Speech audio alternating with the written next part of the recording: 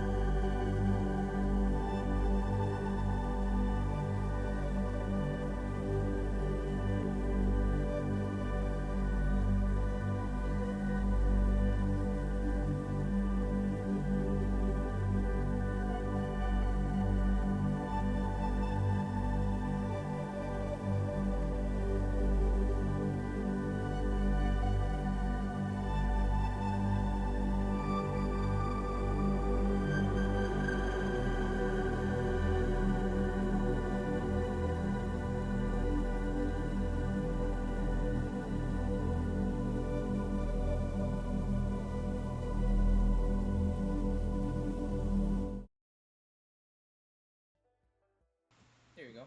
Now we're all here. Everyone can hear you.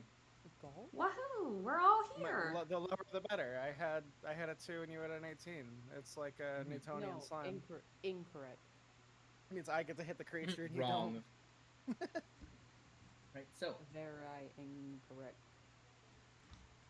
first thing we gotta do is I would like everyone to introduce themselves, because also this is my first time meeting Shock and Mugi, and technically Vienna on stream.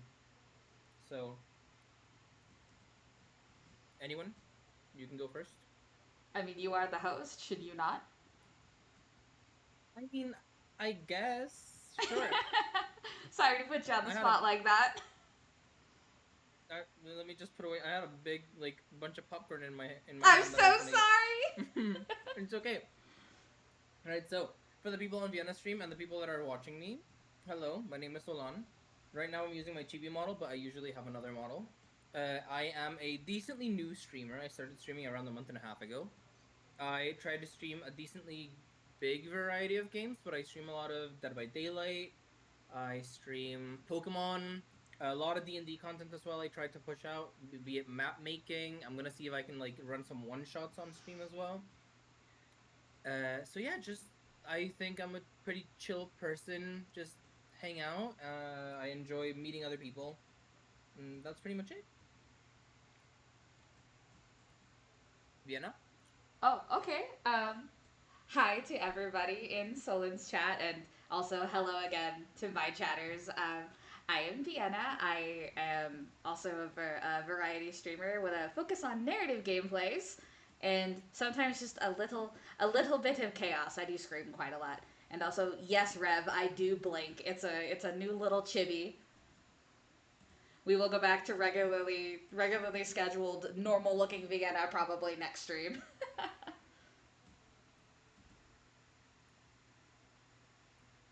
Yeah, that's all I got. I don't really have a formal introduction. Me neither. Shock, Moogie. Go ahead, Nogi. Okay. Hello. I'm your love bot, aka Mugi. I'm also a variety streamer. I've been streaming probably like a year and a half now. I play a lot of variety games, but also have been doing a lot of like long term story games like Kingdom Hearts, Mafia. Trying to think of other stuff. I really like cozy games in my free time, but yeah, I kind of play a little bit of everything. Overwatch, Supervive, just a bundle of everything. I might have to Let's play survive. Overwatch with you. Absolutely, yes, please. Hell yeah, you'll have to. Okay, I will say this though. I It's only not ever worth play it. Overwatch on my console, so you'll have to live with me doing that. That's fine. My roommate plays on their console all the time. So Yes, let's go. they recently just released it so that you could play Stadium now crossplay, and I've never been happier. Oh my god, I'm grabbing at you later. Yes, yes, yes. Last but not least, Um, Shock. Saving the best for last. My name is Shock. I'm a little bunny. Let the hyperfixations take me wherever they want, which means I stream kind of whatever, from coding to gameplay. I make all of my redeems on stream, and I force anyone who will or won't listen to use StreamerBot and improve their streams because I think it's funny, and that's kind of why we're all here The to propaganda create worked. stuff. It sure Mm-hmm. does every Yep, it time. has. Yeah, no, I want people to grow and make the best streams that they can make, uh whether they agree to or not. So that's my whole thing. You can find me at Shock and Awe to do that and learn stuff. That's it. It's my intro. Amazing. Now we gotta pick our music. This is option one, like a surf rocky sort of vibes. Then we got these lo-fi beats. You know, whatever the hell kawaii future bass means. Quiet is cute. No, That's yeah, all. I know, but like just Cute, as a cute concept, bass. kawaii future bass is Have you not seen Spotify Daylist? They just make up words, man. That's not true. They do your throw words favorite. Daily together. Blaze. Yeah, you know, retro like 8-bit. I mean, I'm a sucker for chiptune. I already know my decision. And we got fantasy vibes. I want to like fantasy vibes, but the I think it's Navi underwhelming. on that cassette is pissing me off, like by itself. What's wrong with the Legend of Zelda? Hey, listen! I will kill that thing. Could I hear the lo-fi one more time, just because I had to turn up stream course. volume? I'm so biased to that one. I'm not gonna lie to you, Scoop. Alright, so Vienna, you vote for lo-fi beats. Shock, I don't care. Whatever, it's fine. right? Smoogie. Oh, I also like lo-fi beats. I have no.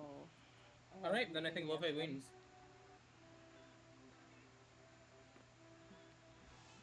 Wait, let me drink water since I'm gonna read all this.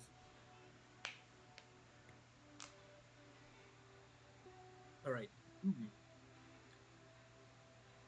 SpookyCon.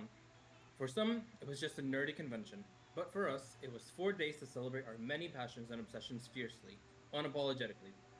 And we weren't alone. Regardless of what you loved, you could always find people who'd make you feel seen and understood. Anywhere else, we might have been seen as weirdos and misfits, but here we could finally feel like no matter where we were or who we belonged. Player number 1. I wish I had the DLCs, they're all so cool. I will take player number 1. And I think I am forced to be blue. No, I think you can choose anybody. No, forced as in I am very blue. You're Oh, blue, okay. dabba dabba die. Yeah, That's true. I'm forced by my aesthetic. You love keeping with But the do I- aesthetic, though. Wait, I'm making my decision. I actually really like this guy. Well, does anyone have a preference? Because I really don't mind being anyone. I think it's important to know if anyone has preferences. I'm only biased to the Frankenstein's monster because Frankenstein is my husband's favorite story ever. And so every time I see it, I think of him. Then you can easily be him. You can easily be Frank. Mugi, Shock, do you mind anyone? Like, do you want someone specifically? I also don't pay. Right. Then I'll be ghosty.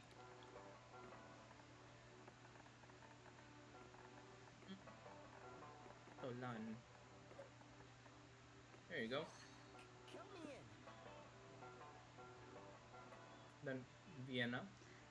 Oh, the I think the blue one is the Frankenstein's monster. Oh, I see. Do you want your name to be Vienna? Vienna or V, either one, whichever's easiest.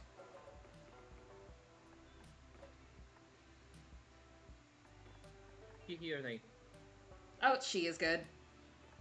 Ready Right. for the con.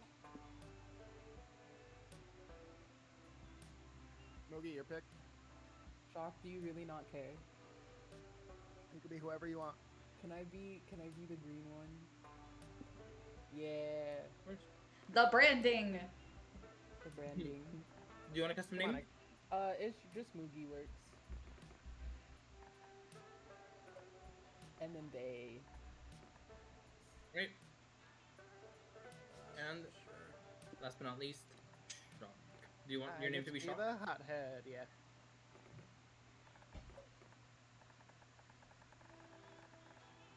He or they. He is fun. Right. I didn't even buy a ticket.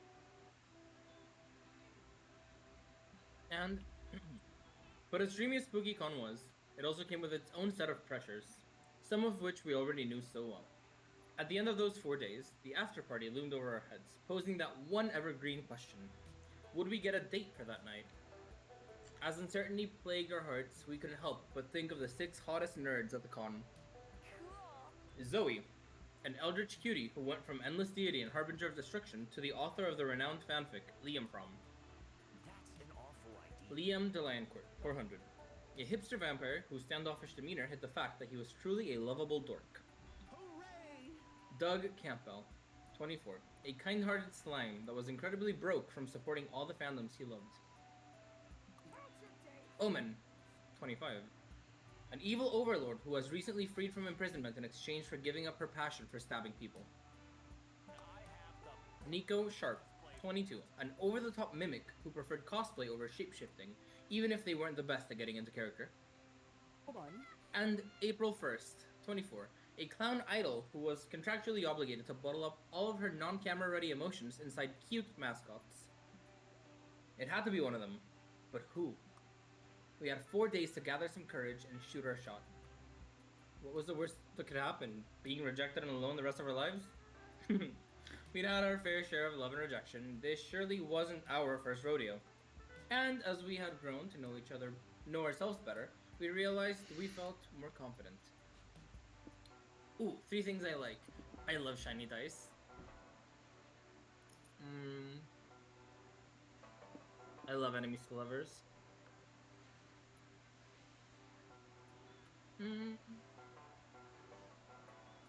And I guess I like some anime fashion.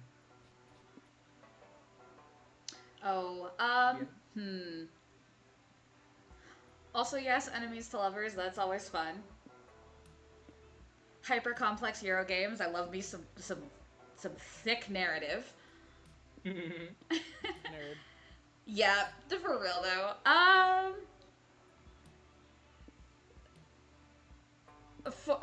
Forming a cult for the lulz. I listen to Alright. too much true crime podcast and not.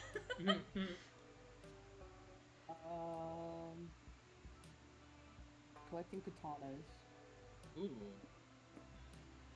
That's cool.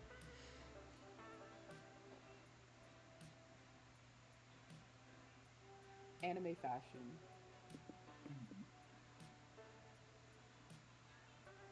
Enemies to lovers.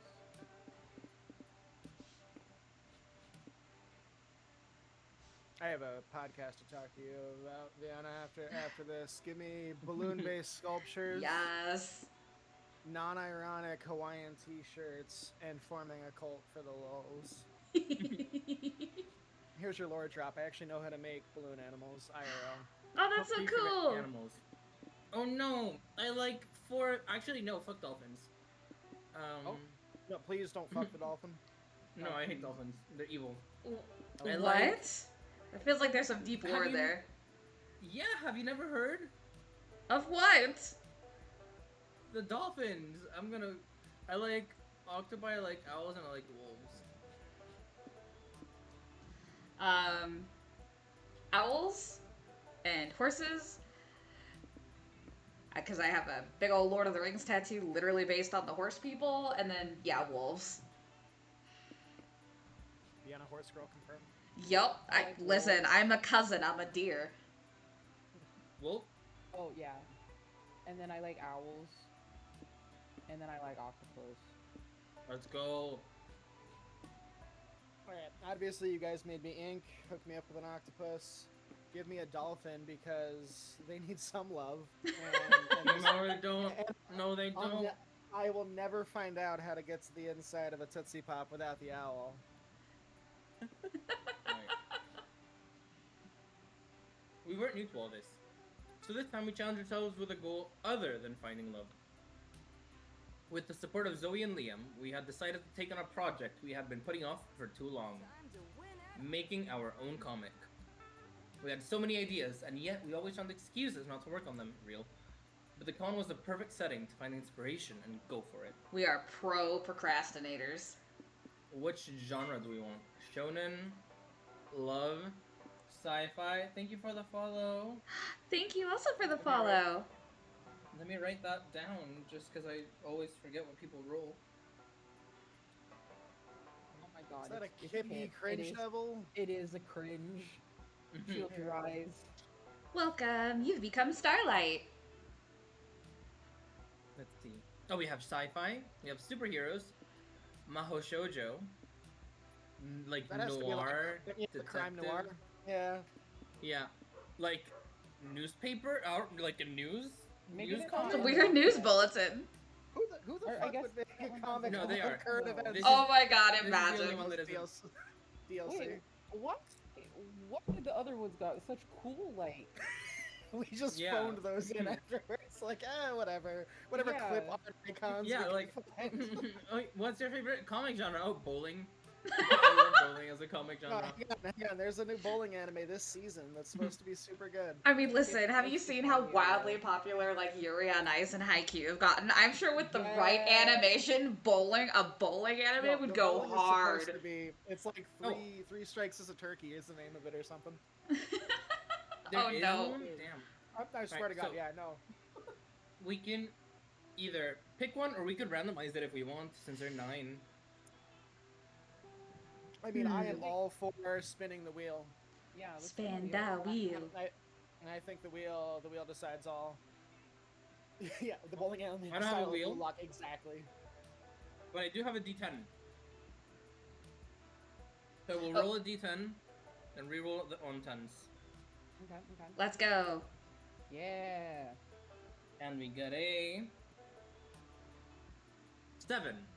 1, 2, 3, 4, 5, 6, 7. T. Okay, drama. I love it. Yeah, I was thinking drama as well. I think that's what it is. It's just Apothecary Diaries. The fear of failure had stopped us for too long. It's But then we Bridgerton. reminded ourselves of the one thing that always kept us going. That we were young and unafraid and we were ready to start. And we thought we'd start the game. But there's too many options. Still, let me explain a little bit for the people that don't know how to play. We have stats, as you can see. These are our stats. Smart, boldness, creativity, charm, and fun. Each I'd like to point location that out- you visit... That I'm the most fun. You guys suck. Mhm. Damn. You're the only one that isn't in the negatives. Well, in D&D standards. But, basically each location that you visit can raise one of your stats guaranteed.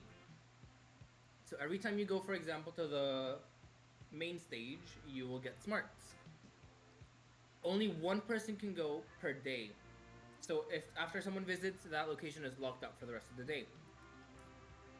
After that, there will be like a sort of scene where you have 2 different choices, and depending on what you choose, you will lose a stat and you will gain a stat. The point of the game is to increase the stat that you think your romantic interest is going to like you for. And if you have it high enough, they will probably say yes to a date. That's it. I don't know who I'm gonna romance yet. But I might go for the mimic, maybe. Nico. So I'll go get some charm. You get an ice cream cone at the food stand. Damn, you ate it too fast. Brain freeze. You feel like you can't move. You stand still for what seems like ages. The entire con passes in front of you. You imagine everything you'll miss out now that you're forever frozen. Suddenly the brain freeze passes. After such a traumatic experience, your neural pathways have been changed forever, effectively giving you to creativity. Later, you're in the hotel lobby, going to town and some vending machine snacks when Zoe, Doug, and Nico sprint past you. Oh, hey there. Who wants to do who? For voices.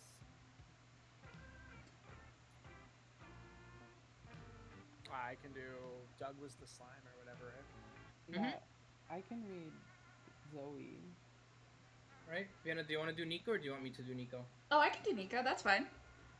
Okay. I'll have to resist the urge to give him the bounциest French accent I can manage, because that's my go-to D&D voice. Why don't you? All right, I'll turn on the Yeah. French. It's your character now. It's the voice of my tiefling, so like That. we're going for it. Oh, I love that. Oops, Solon saw us. Guess he is on this too now. Come on. What's going on? We're hot on the trail of the greatest mystery of our time. What room is the famous actor Chad Pritt staying in? Our first clue was the room directory book laying open on the front desk. It said Chad Pritt, 7A. Cracked this case. I deduced that the code for Chad Pritt is staying in room 7A. Case cracked. Before you can ask yourself, is this wrong? You reach Chad Pritt's room. The door hangs off its hinges. Red is splattered all over the walls and floor. Nope, absolutely not. Nope, absolutely not. Ladies first, Zoe. I may be hard-boiled, but I'm still a gentleman at heart. Let's see. You and Zoe enter the room. The furniture is destroyed. There's blood everywhere. A live feed of the lobby security camera plays on the TV. If that wasn't enough, there's a full display of weird shit scattered everywhere. A conspiracy board full of pictures of people yelling, a mask that looks exactly like Chad Pritt's face, and a huge pile of orange Skittles in the sink. Look at these. It's only the orange ones. Just why? Yeah, everyone knows the orange ones are like the fourth best ones. Yo. And there's also the blood. The blood is also weird. Nico is quiet. They're eyeing the orange Skittles, but it's hard to tell if they're weirded out or just hungry. You'd better figure out what happened before your friend eats the evidence. But where do you even start? If only the walls could talk. Actually, they probably can. There must be some weird spell out there for giving walls a gift of speech. Or, let's look up Chad's upcoming films. All this clearly smells of method. I'm always a fan of magic. I kinda have to go for the magic. Oh, I know just the spell. Stand back, everybody. Zoe does her spooky eldritch magic thing. Nothing visibly changes, but you feel like the whole room is staring into your soul now. So that's fun. Ah! What's happening? How am I speaking? How am I thinking? Why am I alive? Let me explain. I just burden you with the consciousness because, I don't know, we tend to do that sort of silly stuff. My name's Zoe. Zoe. Okay. Hi. If you gave me life, does that make you my mommy? Just call me your friend for now, and we'll go from there. Friend. I've never had a friend before. All my life I've stood here, silently watching guests conversate, gesticulate, copulate. Wait, wasn't there something important we wanted to ask this wall? Was there? I don't know. I heard copulate and kind of blocked everything else out. Oh, well, whatever it was, I'm certain it wasn't as important as making a new friend. Yeah. Let's let our new friend decide what we should do. My favorite hobby is usually watching people copulate. Perhaps some of you could copulate for me? I'm never gonna look at my bedroom walls in the same way Oh, again. no, you horn dog. None of you copulate for the wall, but hooray for horny new friends and short attention spans. You lose 2 creativity, but gain 2 smarts. Let's stick to the schedule. Vienna. What on earth? um. Oh, the merch hall. That sounds fun. Okay, you're gonna go get some. What is it? Some charm. At the stands, you find a fanzine vendor. You ask her what her scenes are about. They're about you, she replies. You open one of her fanzines. It's full of badly cropped pictures of you. You feel like you should be disturbed, but you also feel flattered. You buy a copy. Dang, some of these pics you haven't even seen before. You're bowled over by your own charm. You're walking around the merch hall with your friends when you realize Doug's lagging behind the rest of the group. You look back and see him staring fondly at a Dakimakura of Junko Onishima from the Dangna Monster franchise.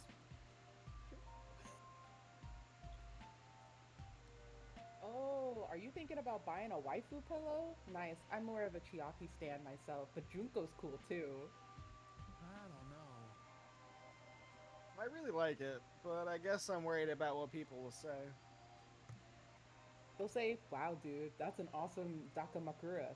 I wish I had one just like it. Or maybe one with Chiaki on it, because she's the best girl. Maybe. Or maybe they'll say, Doug's so lame, why'd he waste his money on that when he could have bought insurance or whatever regular people spend money on? Who cares what regular people think? People who don't have a collection of horny Dakamakuras are the real weirdos. Zoe is right. Never let the fear of a plebeian's judgment stop you from making a sound investment in a Dakimakura. Anime is a cultural touchstone of modern media. Why shouldn't you honor it in the form of a beautiful drawing of a woman that you can hold at night? Yeah, don't worry, Doug. The coolest thing you can be is yourself. Not that I know anything about what that's like. Pretend you didn't hear that. Damn! Pinkie Pie got depression. I think those are her emotions. Yeah, her Aw. bottled emotions. I really appreciate your support, but I still don't know. Poor Doug. A con is the last place he should be feeling insecure about in making a Weebly purchase. He won't get the Dakimakura unless he thinks he can justify it. Maybe if you help him think of an excuse for owning it, he'll be brave enough to buy it. Tell people that Dakimakura is a cursed object that contains the soul of your loved one, and you're still figuring out how to get them out of their soft, cushy cage.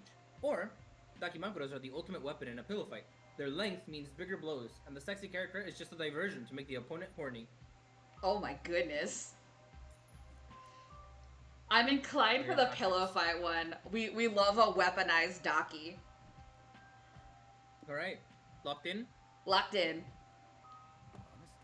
Honestly, not a bad idea. Just makes a logical sort of sense. Oh my god, y'all, we have to have a Dakimakura pillow fight in my place sometime. Okay, I'm in. I'm gonna buy the Dakimakura. Come to me, Junko. Skip to Thanksgiving Day, which I guess we celebrate here in Monstropolis for some reason. Doug's aunt arrives and immediately starts fussing over her nephew. Who wants Your to do dad these? told me you got in a fight. Nigga. Don't worry, Aunt Deb. I'm okay. No one else could even touch me. Well, it's still not good for you to be getting into fights. What kind of example are you setting for your son, Dave? Hey, there's no harm in encouraging my boy to defend himself. Besides, Dougie brought a hell of a weapon to the fight. Invite, let me go get it. Is a pillow. Actually, it's a limited edition Junko Onishima Dakimakura from the Dangan Monster 3. You can't find her in that bikini in just any old store. It's the perfect weapon. Strong and blunt, like me. As soon as your opponent's distracted by the cartoon woman's generous figure. Okay, but I still don't understand. Doug brought a pillow to a fight and he won? What was he supposed to bring to a pillow fight? A gun? Be serious, Deb. Doug looks at you and gives you a grateful wink. Yeah, you're there too. Don't question it. You gain 2 boldness, but lose 2 charm. Is there a food stand nearby? Moogie. Uh, what are the other two locations? Like, can you hover over so I could see Yes, what there's the? 3. The main stage, which gives you smarts. Oh, okay. The community zone, which gives you boldness. Oh, the lobby, I mean. And the community zone, which gives you fun. Oh, let's go do the fun one. Alright. You sit down to play a really complicated European board game. You don't want to make a fool of yourself, so you pick up the manual and start reading. Days pass, seasons change, cities crumble and are covered in sand. When you finish the manual, you find yourself alone in an empty, post-apocalyptic wasteland. Just kidding, you fell asleep. But what you did get to read of the manual was too fun. You later find yourself with Zoe, Omen, and Nico attending a miniature painting workshop. Time to get your art on. My god. Hello, everybody. I'm excited to create with you all today. Why don't we take turns showing off our unpainted minis first? If we must, I brought this. But that isn't a miniature. It's a figurine. This is a miniature painting workshop. I fail to see the distinction. Both are small statues, are they not? I guess, but your figurine is already painted. Painting over the previous artist's work will destroy their art. Counterpoint. I believe that it will improve it. Wait until you see the fishnets I'm going to paint on this thing. Your loins will surely tremble. Figurines are too big. You'll need to use more paint than the amount I'm allowing each of you to use for free. I mean, I could just let Omen use some of my paint. No, you can't share paint. Look, miss, if you can't follow the rules, I'm gonna have to kick you out. Not yet. I have laid waste to better warriors than you, puny man. You shan't survive a battle against the undefeatable Omen. Um, but you are defeatable, right? Weren't you imprisoned for like a century because you were defeated?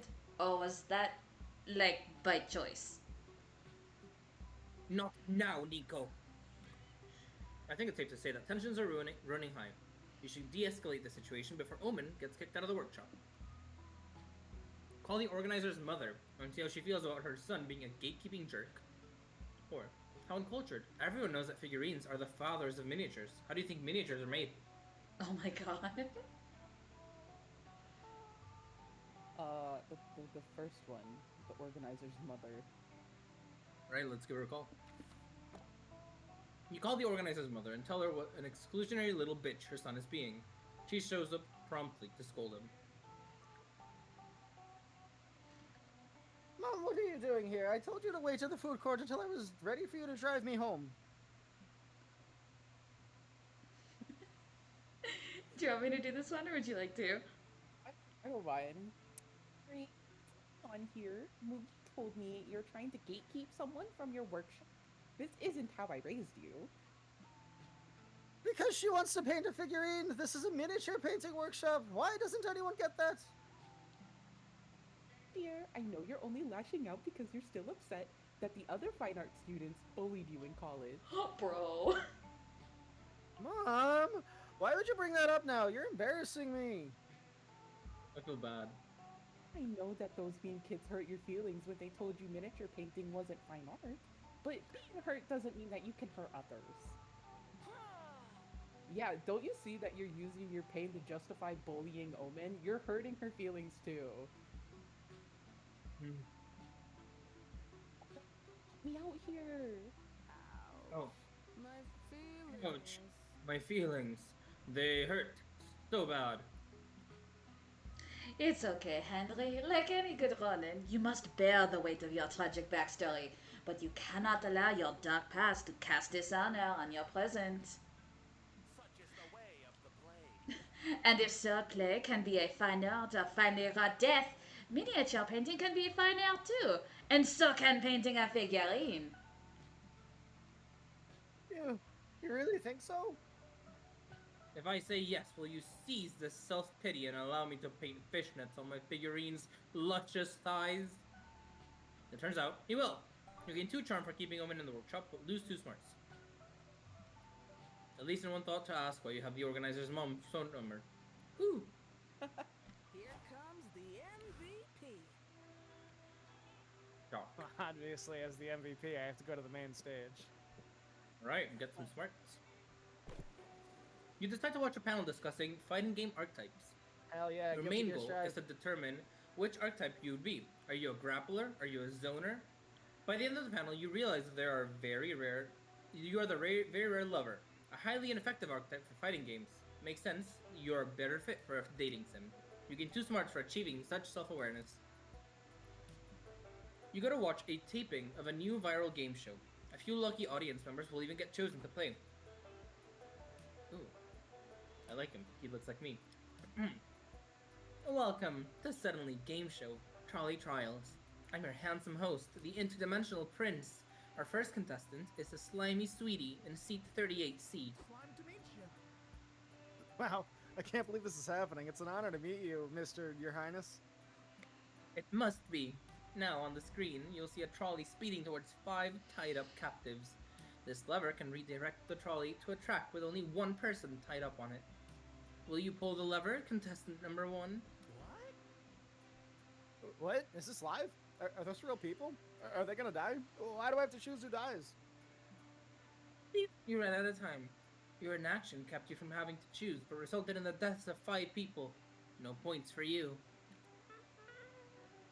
Oh god, what have I done? Next contestant. Yes, 'tis I. So tell me, who are the people tied to these tracks? Have they wronged me somehow? Are any of them doctors?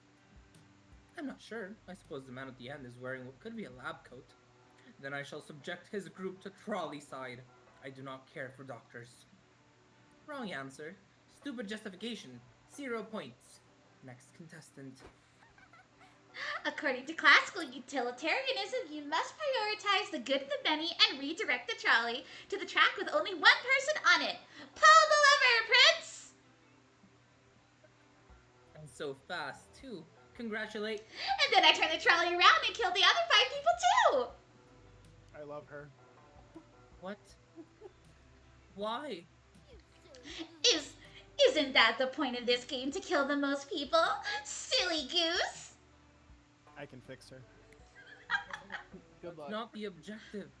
It seems there's been a misunderstanding, so I'll let you change your answer if you want. Nah, I'm good. We'll get in the pond then if you're gonna be such a silly goose. That just leaves 1 more contestant. Doc in seat 39C. Will you pull the hypothetical lever? Use your phone a friend lifeline so you can defer the responsibility to someone else, or defund the trolley infrastructure of this hypothetical city. It has only brought terrible transportation, several dead people, and no ethical clarity. Man, can I call April? You want to try that one?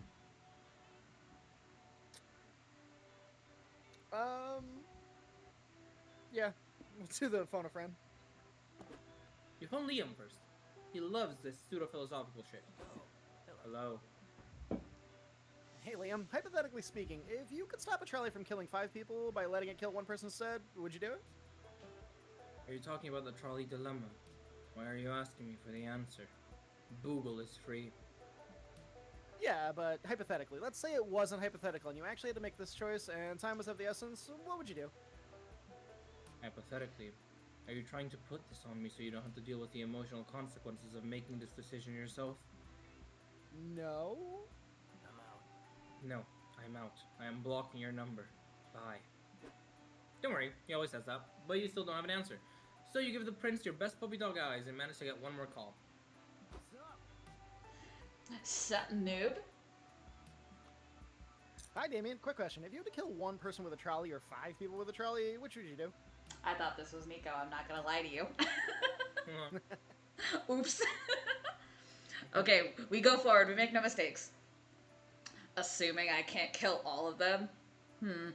I guess I'd hit whoever looked dumber. Do any of these fuckers have beards? Beards are hella dumb. Not because I can't grow one. I choose not to, because beards are dumb, okay? Okay, I see 2 bearded people in the group of 5. Trolley their asses. you make your choice.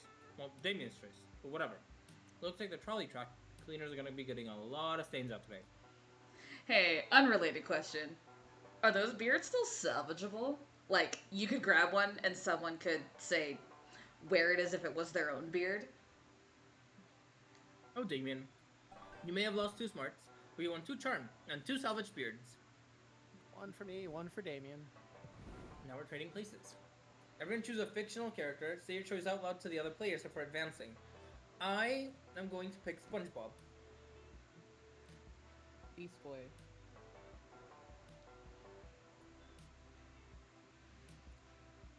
Plastic Man.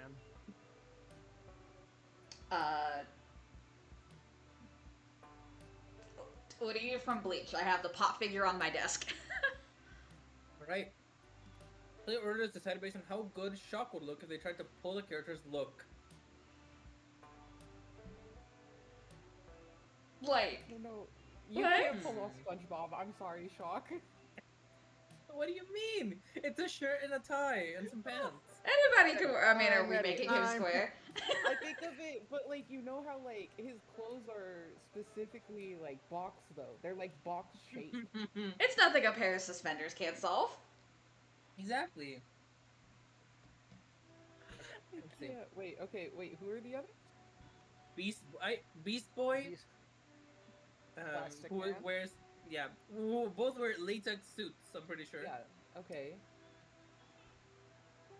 And And then- someone from Bleach. Yeah, what are you from Bleach? I mean, I guess like he's the most normal-ish looking clothes. If it's like the school uniform, it's just literally again SpongeBob but not square. Yeah. Shock. Do you wear glasses? I do. Hang on. I have a Okay. picture Wait. for I this. think we're sold then. I have a picture for this. Because Iryu says Iryu wears glasses. He do. I don't know how to pronounce Okay, it. imagine that is SpongeBob's clothes. I just sent you a picture on the I group chat. can't with you, Shock. It's not please. He wants the SpongeBob drip so bad. I mean, But I can also you- want that first place, so I'll definitely have to agree. But can you make a bussin' ass burger? Yeah, can you Yes. make a Krabby Patty? Yeah, Shock can cook. Well, you know what? Done. Sold. Easy. Okay, so first place, SpongeBob, are we all in agree? Yeah. Alright, second place, the Probably Bleach one, Vienna's. because it's a uniform. Yeah. Uniform. And then it's and between glasses. Beast Boy and Plastic Man. I don't know The what only Plastic Man difference looks is like. Plastic Man wears glasses. Well, I guess Damn it, Plastic I'm Man it gonna is. lose. I'm losing. Well, okay. Would you wear that deep of a V-neck though, Shock? No, I'd probably pull off Beast Boy first. Throw me last.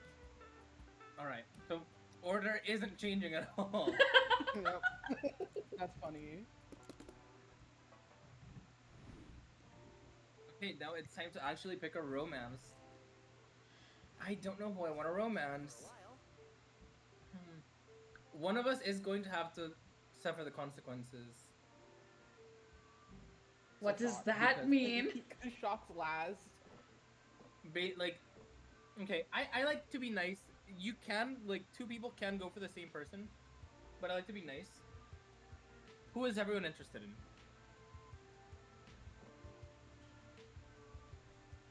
Vienna, who? I want the clown. Alright, I Shock need wants the it for my clown. life. Vienna? I Who- am who biased calls- towards Damien on the pure virtue of in the loading screen he did the caramel dancing dance. I think Damien's Damien? romantical. No, Liam. Nico. This one. Liam, my bad. Oh, okay. Or Nico. Liam or Nico. Purple or red? Purple. I'm a bitch with Okay, the theme. yeah. Nico. And Mugi. Are you I interested like- in... I like Omen or Nico, so if you want either of those, Alright. I'll just go for the other. Here, I think Shock can go here, Mugi can go here, Vienna can go here, and I can go to this table. Are you sure? Oh no, Yeah, I 'cause didn't can realize do, you like, have to sit little side alone. quests. No, look. I can get a side quest. Oh. Oh. Okay. Who the heck is? Okay, hold on.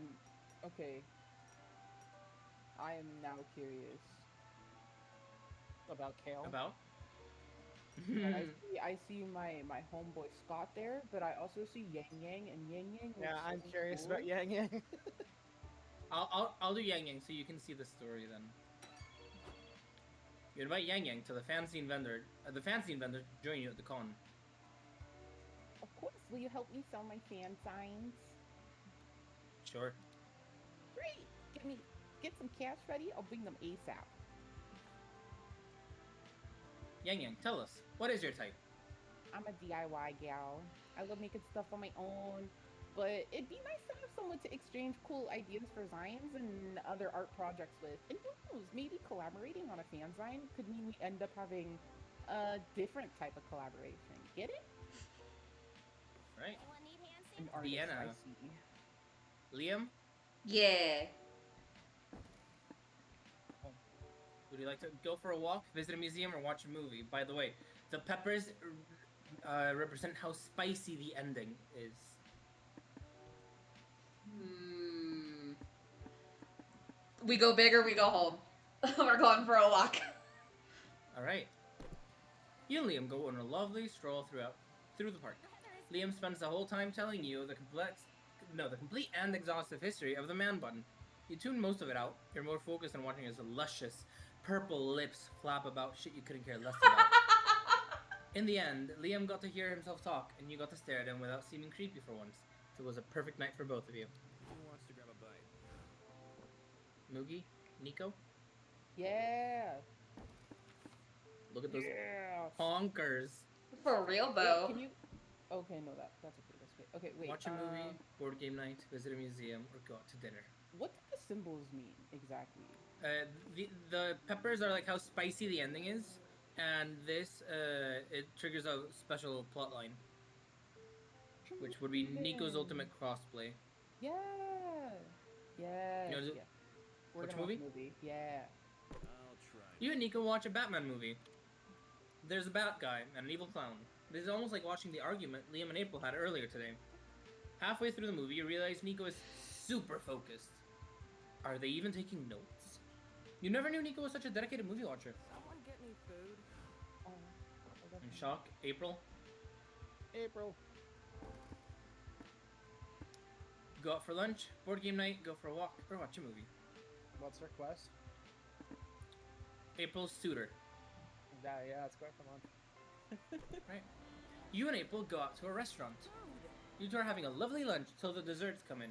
April has ordered a pie, the clownest of all desserts. And you got deviled eggs, because you're a weirdo. April then freezes there, staring directly into your eggs. It looks like she has remembered something. After a split second, she goes back to normal and dives into her pie, face first. It's a lovely lunch, but still, strange. Comic book time. That nap really inspired. Moogie.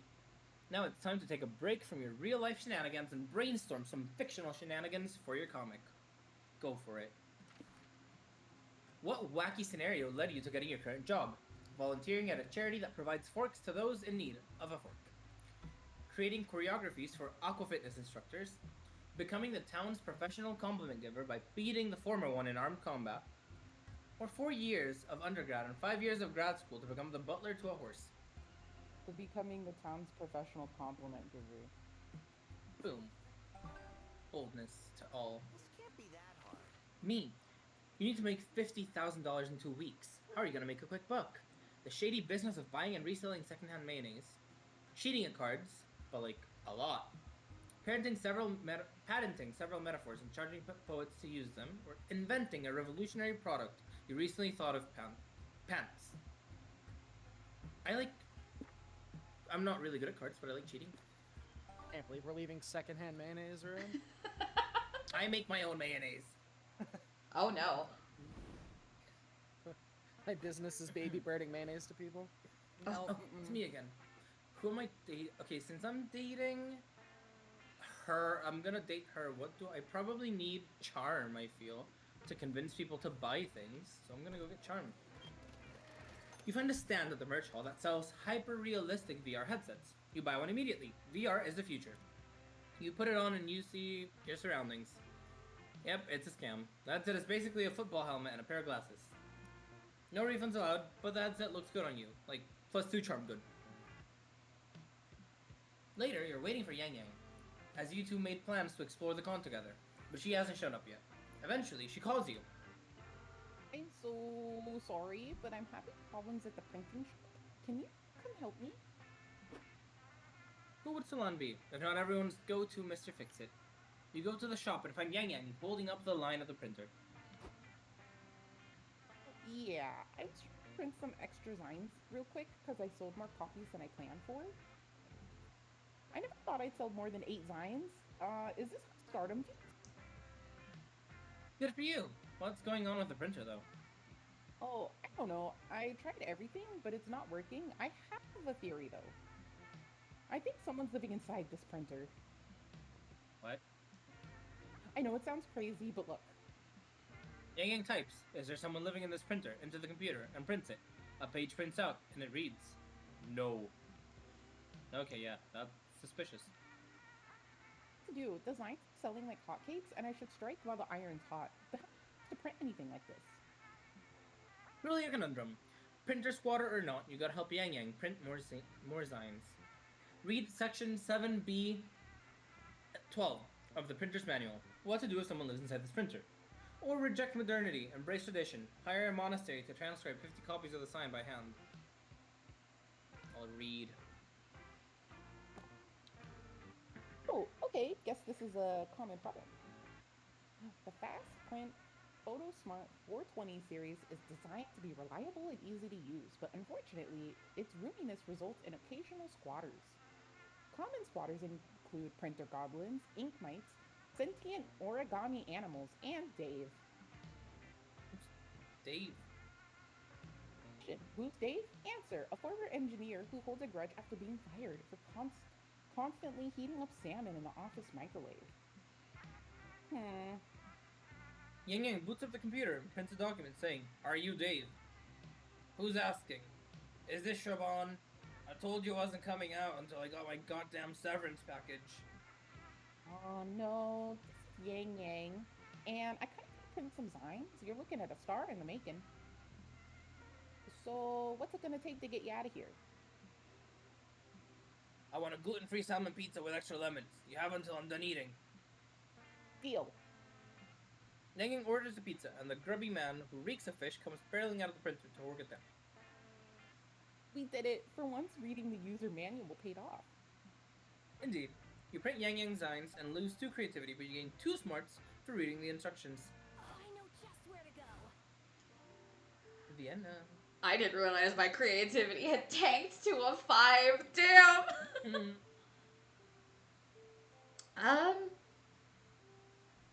Wherever raises, is it the main stage that raises smarts? I feel like Liam would like that. Alright, smarts. You sit down to watch a post-mortem discussion of a game, Domino. You learn the first iteration had no pieces at all, which made playing quite difficult. The 7th iteration added the crucial rule that forbids eating your own pieces. An hour later, you know more about Domino than anyone in your age group, which actually isn't hard, but still, 2 smarts for you. Later, you join an open enrollment TTRPG event. Liam has been GMing a Wyverns and Wizards campaign for a couple of sessions, and you wanted to join and support him. You know Liam can be an acquired taste, so you thought you could help him be a little more digestible to strangers experiencing him for the first time. Greetings, my fellow. Greetings, everyone. This is my friend Vienna, and she will be joining our little adventure here. Marvelous. A friend of Liam is a friend of ours. Oh, they seem to be partial to Liam. Maybe he hasn't Liamed all over the place yet. That's terrible. This way you can cushion any bad impact once he does his thing. Oh, so pretty. Oh my god, that's Aqua. Oh my god, it is Aqua. Okay, so to bring this up to speed, we've been investigating a mysterious black fog that's been coming from the mountains. I told you guys, I think it's an army of chain smokers. Earl here is the titular jester, always with a joke in hand. That's what she said. Oh, Earl, stop being this funny for a second, would you? Last session, we had just arrived in this town. We should resume our investigation. I say we hit the tavern. Best case scenario, we get some answers. Worst case scenario, we get some beers. tavern is brimming with noise and life. Everything feels warm, partly because of the golden oak wood, and partly because small towns tend to bring everyone closer, both figuratively and literally. In the air, you can smell hints of wine, and since your druid has enhanced senses, she can tell it's a Pinot Grigio. You can't miss the citrus notes that a Pinot Grigio showcases in cooler climates such as this. Whoa. Liam does it again. Okay, this is a Liam you know. Maybe you can crack a joke to dilute this degree of snobbishness. Yeah, he always makes you feel like you were actually there. Liam, has anyone ever told you that you have the soul of a poet? And that's not all. I just looked up Pinot Grigio. It's a real wine. Even the citrus thing is true. Liam, are you some kind of wine genius or what? Liam? Adding a tear? Okay, you know the drill. I gotta go order some waffles and beer. I wouldn't be served waffles of the waffle order if I didn't order them at every tavern we hit. Can you choose who to interrogate in the meantime? You know, I'm bad at that stuff. Sir Waffles only knows punching and waffles. This is your chance to make a good first impression. You take a look around the tavern, well, Liam describes the people in there, and narrow it down to two people who may know about the Black Fog. The beholder that cleans the tavern's bathrooms. It's clearly Liam's clever way of saying this character has seen some shit.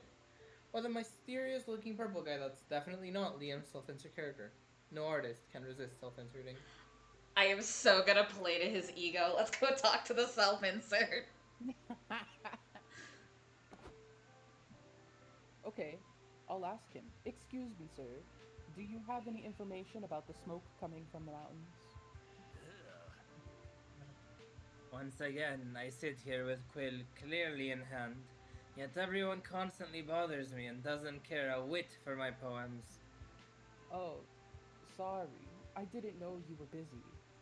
Why do I even bother with this poetry anymore? There's the love of the craft, sure, but a one-sided love is a lonely relationship with art. Actually, a one-sided love is a lonely relationship with art could be turned into a decent iambic pentameter. I should write this down. Jeez, Liam, I wasn't gonna say anything at first, but could this guy be more of a self insert? Oh, I'm gonna ruin it. What? Don't be ridiculous. Locke to Lockhart and I have nothing to do with each other. He's literally obsessed with iambic pentameter, just like you. So Anyone would be obsessed with iambic pentameter if they were lucky enough to encounter it. Your poetry sounds interesting to me. What's iambic pentameter? I am so glad you asked. It's a poetic form that's common to English poetry. Oh, sorry. I was asking Locke that in character. Ah, my apologies. I am so glad you asked. It's a poetic form that's common to English poetry.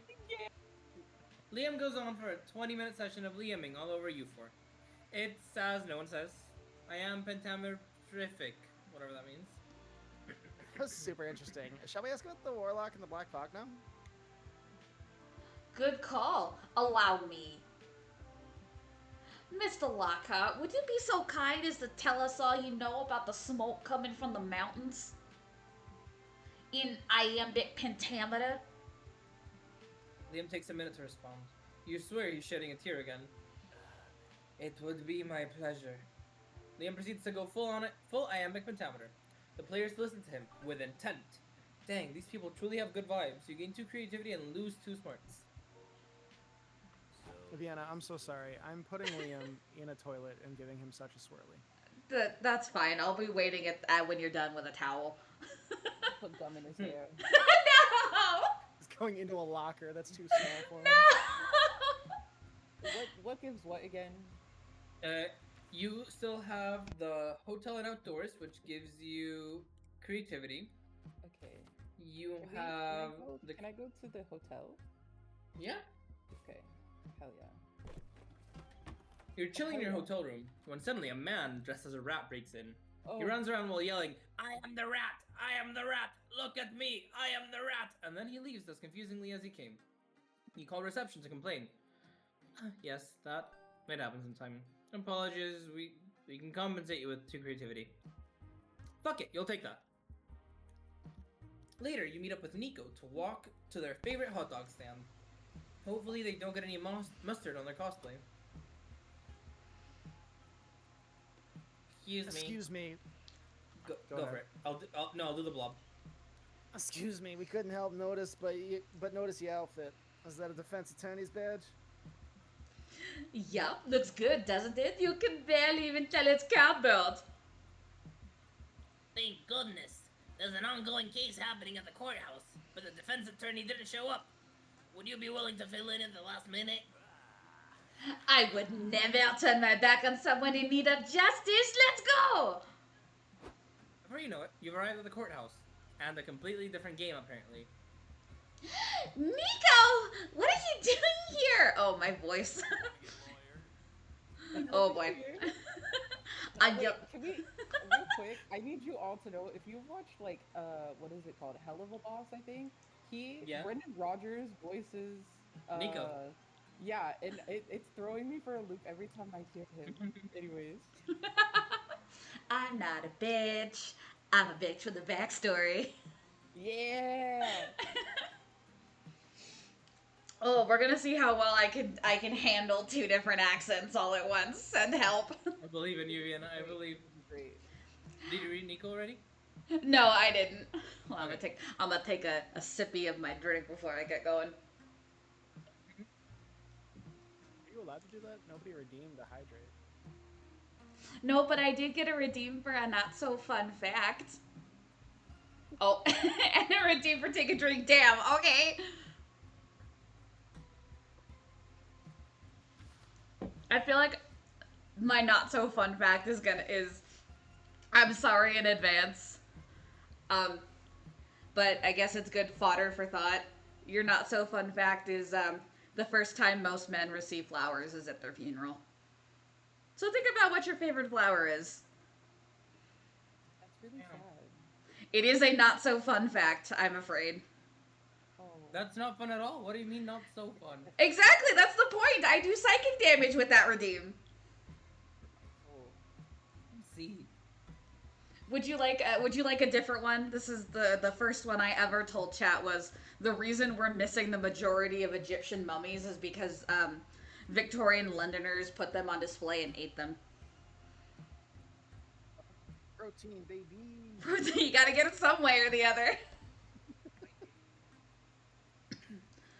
Oh, excuse me. I'm your lawyer, of course. Don't worry, I'm going to get you out of this.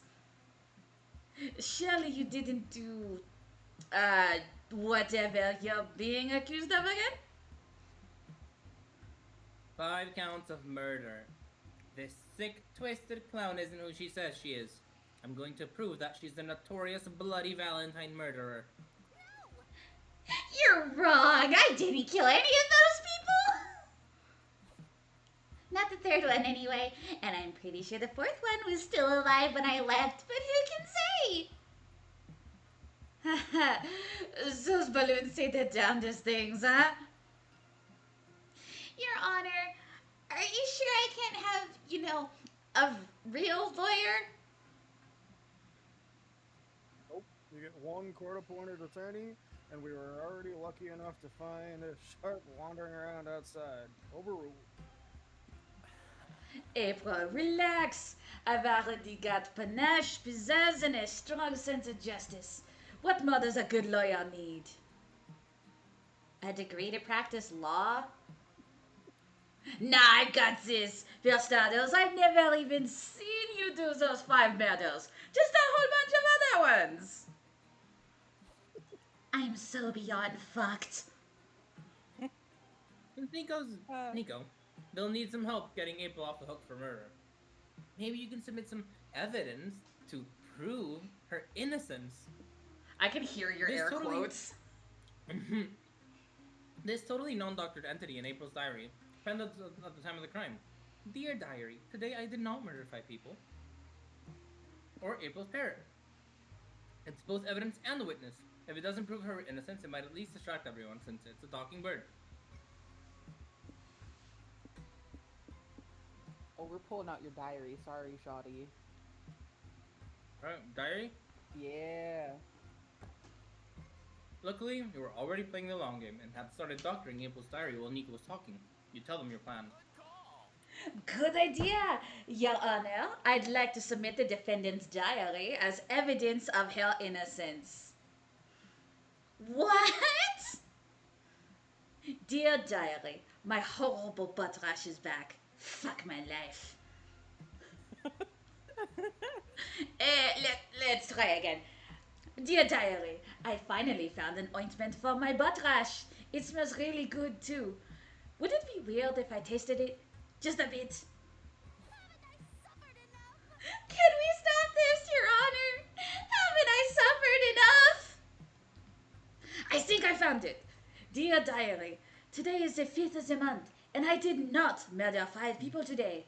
I spent today having a lovely picnic with a talking bunny. If this Literally, is Shock? I don't know what Shock. is. Shock? Yeah, I don't. If this is fake. Also, my handwriting is different now because I broke my wrist. Oopsie poopsie. Love, April 1st. Real. Oh my god, I'm collecting them. At first it was March 7th, and now it's April 1st. What's next? May Well, that 16th? sounds quite reasonable to me. I find April 1st not guilty. What? The flimsiest alibi I've ever heard. Don't be a sore loser. You'll get another chance to throw a defendant in jail, I'm sure. Mark my words, Nico Sharp. We're now the bitterest of rivals. I'll ruin your career and your image if it's the last thing I do. Ooh, I've always wanted a rival. Are we gonna have one of those will they won't they rivalries that people write honey eggs to fix about? What? Well, I'm glad that's over. Thanks for keeping me out of jail, Nico. You betcha. I will always be there for my friends, especially when they're innocent. Yep, definitely innocent. Honk honk. All's well that ends well, even when it ends with a murderer walking free. We gain 2 creativity and lose 2 fun. Let's set this con on fire. Hey, Doc, where do you want to go? What do the last two give me? Boldness and fun. Me fun. You enter a competitive tarot tournament because you're reckless enough to gamble your entire future. Sure am. After several hangmen and burning towers, you decide to harness the power of celestial bodies. With your best Yu-Gi-Oh impression, you throw down Pluto. Pluto isn't a planet anymore. You're playing with an old deck. You're disqualified, and your opponent also predicts that you'll die of chlamydia. While you just gained +1 terrible fate, you also got 2 fun because dying from chlamydia means at some point you'll get laid. Hell yeah, take that, virgins. You and your friends are checking out the community zone when you stumble upon an indie board game showcase. Wow, there's so many games. I can't believe we got to try all these before anyone else. Yes, but be wary. Doug, if you even look at any of these game devs in the eye, they'll try to trap you in their sales pitch. Hey, you there. You think you're smart enough to understand my Euro game? Don't be ridiculous. Of course I am. What an ignorant insinuation. Show me this Euro game of yours. Liam, didn't you just say... All rules have necessary exceptions, April. This won't take long. 3 hours later. So, okay, I can discard up to 3 plasma cubes to get a plasma homunculus, but only if I build a cube merger last turn.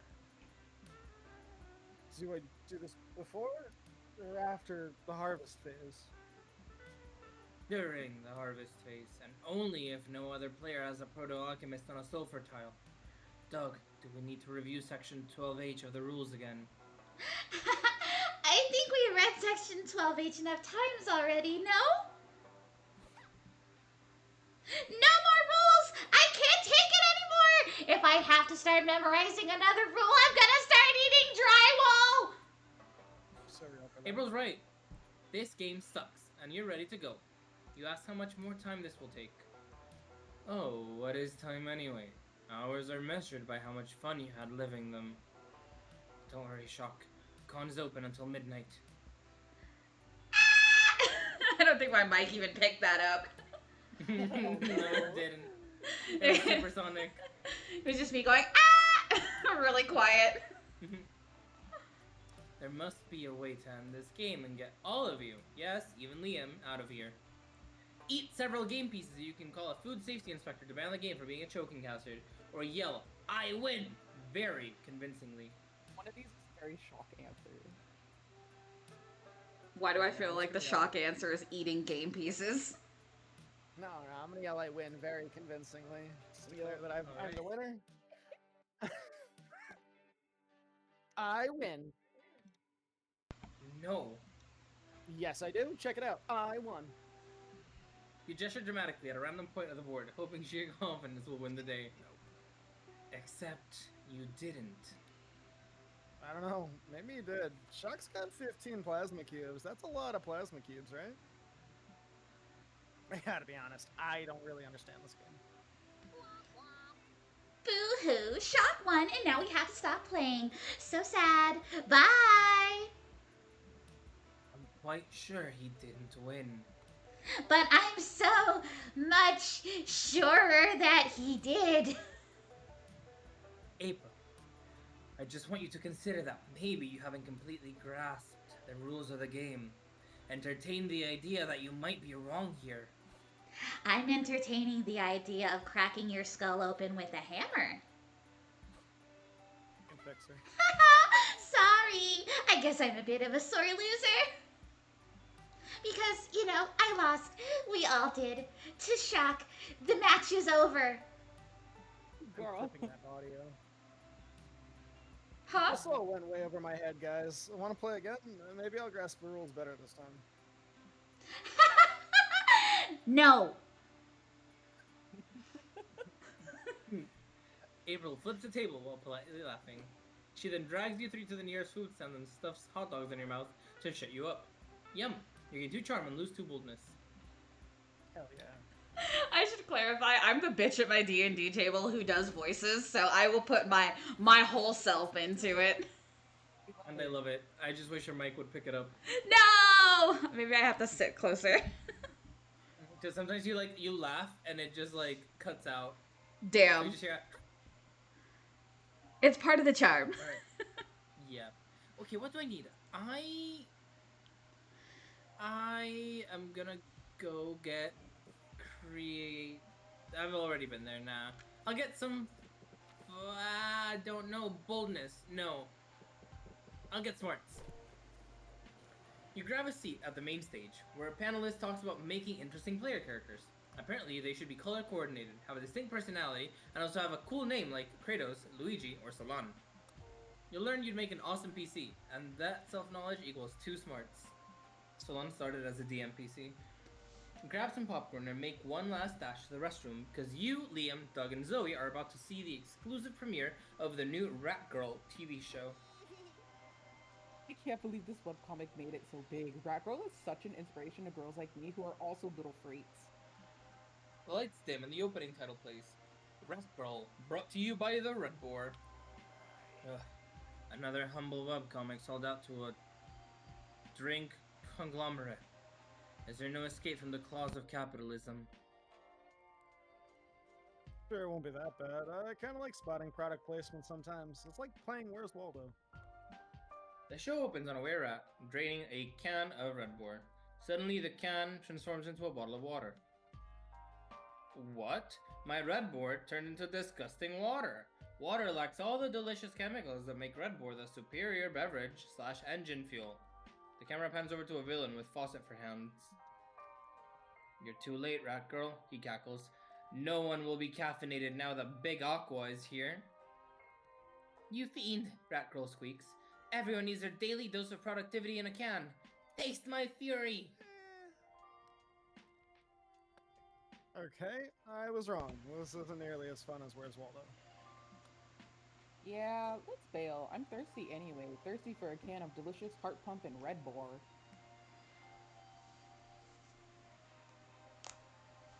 Why did you say that? Huh? I'm not sure what came over me. I guess marketing messes with your brain? Might be messing with Doug's fashion sense as well. How long have you been wearing a Red Boar brown jacket? What the fudge? What? I don't know where this came from. It looks kind of cool though, right? Not as cool as Liam's Red Boar neck tattoo. What is happening? Hit. I've never seen product placement this powerful. It's almost as powerful as Red Bull's guaranteed 5 hours of unstoppable energy. Surrender to the magical taste of Red Bull. I mean, save us, Solon. Think very non-advertiser friendly thoughts, sir. I know a magic spell that makes brands go away. Repeat after me. I am broke. Oh, I'm gonna think non-advertiser thoughts. I'm gonna push them away. Solon's right. Become ungovernable. Think nasty, depraved thoughts. Ah, jeez, this isn't my forte. Is thinking about not replying to a text message enough? No, Doug, go all in. Think about cuss words. Think about gore. Think about exposed nipples. Don't be ridiculous. It won't work. Sex and violence are hot advertising strategies for today's crass youth. Have you seen those insurance ads with the big-breasted anime girl? You mean insurance, John? I love her. I have her on a bumper sticker. If only I had a car to put it on. Doug's too far gone. We have to save ourselves. Think about murder. Think about dead babies.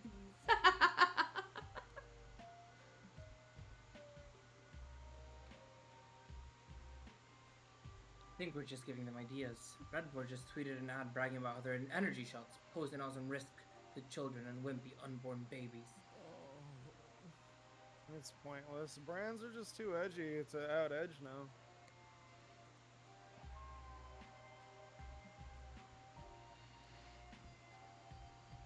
So this is how it ends.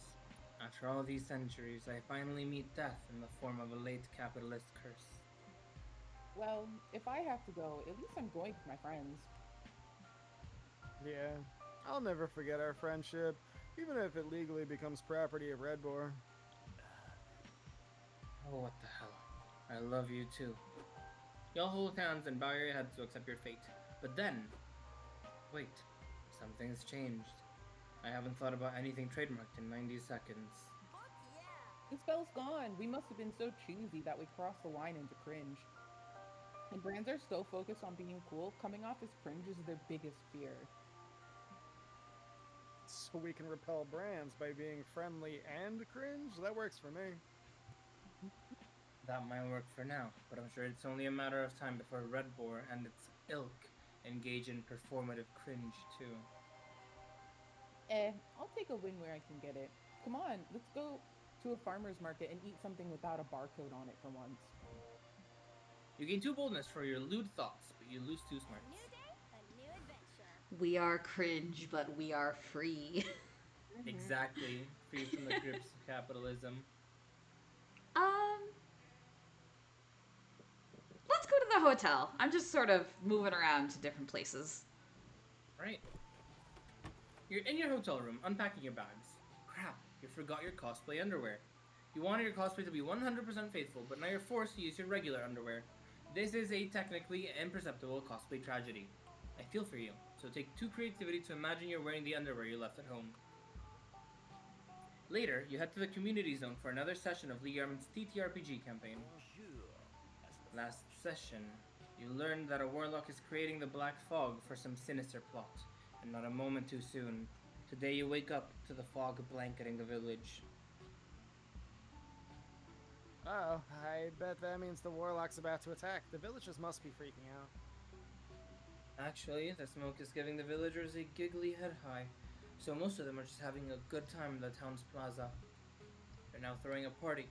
They're calling the Lollapalooza of the 14th century.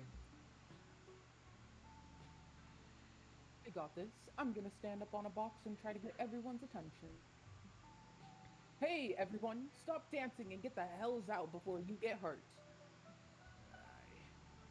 No way, boo, a drunk villager says. Doing recreational drugs and shaking my posterior is a way more fun than listening to logic or reason. Yeah, Liam, shut up, another villager adds. Even if your words are sensible and smart, I prefer to call you a nerd and start a fire for no good reason. Okay, Damien. Liam? Yes. No, I mean, the second villager called me Liam.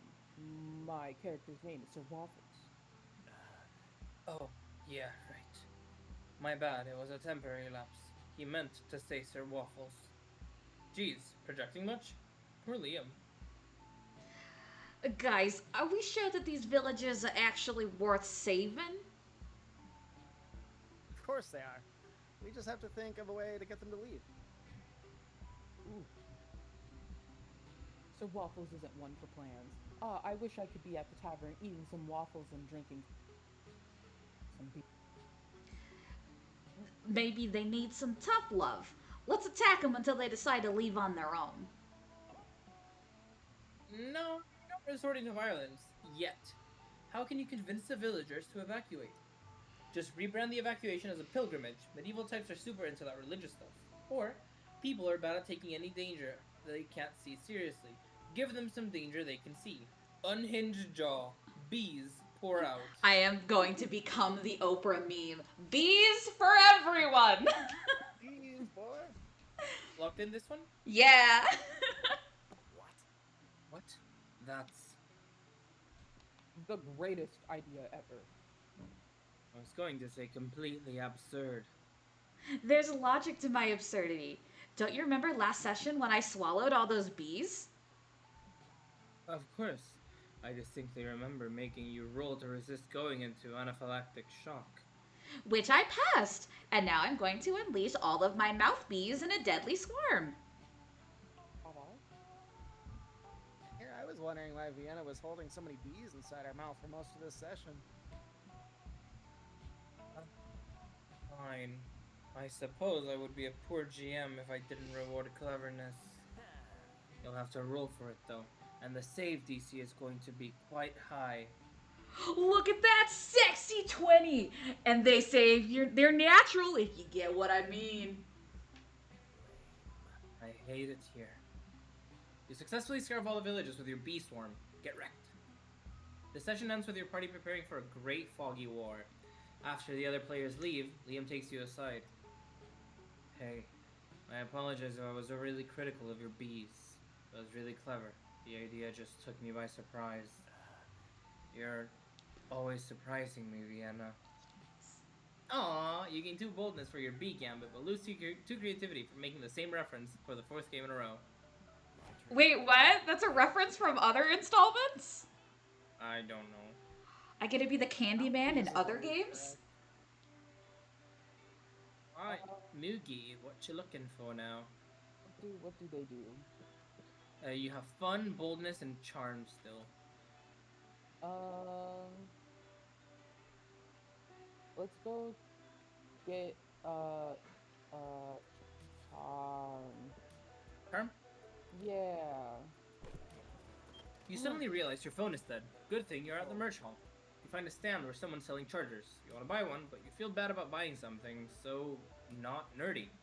The vendor sighs and draws an ooh-woo face on the charger. Sold! You gain 2 charm for your kawaii phone charger. Later, you step outside for a bit of fresh air and see Nico in their attorney cosplay. Hey, Moogie. I was just on my way to the courthouse. Want to come with?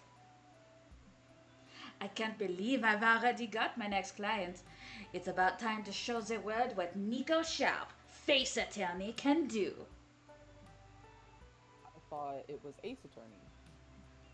No, that makes no sense. I've got a face, don't I? So I'm a face attorney. As opposed to all the attorneys out there without faces? That's my cue. We don't have time to argue about this. Time is justice. So let's stop wasting it and get a move on. 15 minutes later, you and Nico arrive at the courthouse. You. Me? Good to see you again, Sharp. I'd like to meet your new client. Dahlia. Hey, Mookie. Fancy seeing you here. Are you also going to prison for murder? Nobody's going to prison if I can help it. I'll prove your innocence. What innocence? I slaughter foes on the battlefield all the time. And sometimes, off of it, if I get angry or bored. Is that confession enough to get a guilty conviction, Your Honor? Well, yes.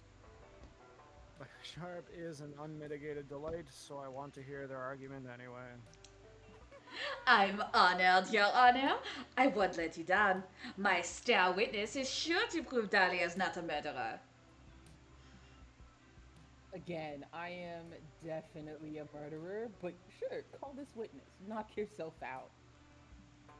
Well, you got one incompetent lawyer and one murderous defendant. Is there a witness out there that can somehow sort this mess out? Call a Grim Reaper to the stand. If they can prove that all the people Dahlia murdered reincarnated into better lives, did she really do a crime? Or the justice system is corrupt and untrustworthy? Ask a reliable source, like Dahlia's parrot. Why does everyone own a parrot? Because April also owns a parrot. Is there a parrot or Where's us?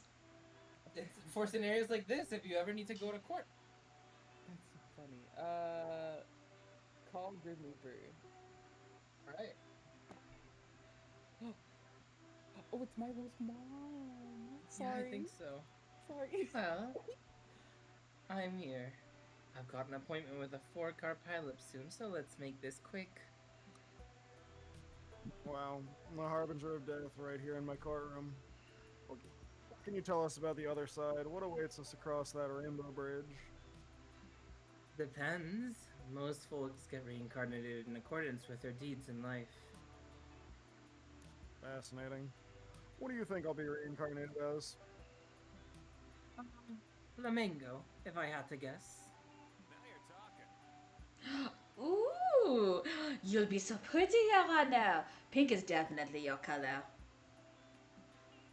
Objection. This line of inquiry in no way pertains to the case. Killjoy, but fine. What can you tell us about the souls of the victims of Miss Dahlia Aquino? I can tell you that most of the souls she killed were screaming in excruciating pain. Pussies. Sounds to me like her victims were living painful, unfulfilling lives. Dahlia did them a favor by giving them a chance to be reborn as something better. Yes, you could see it that way. Most of her victims were in hell, and it pretty much can't get worse than that. Sounds like Miss Aquino is quite the hero then. To reward her for bettering the next lives of others, I hereby declare her not guilty.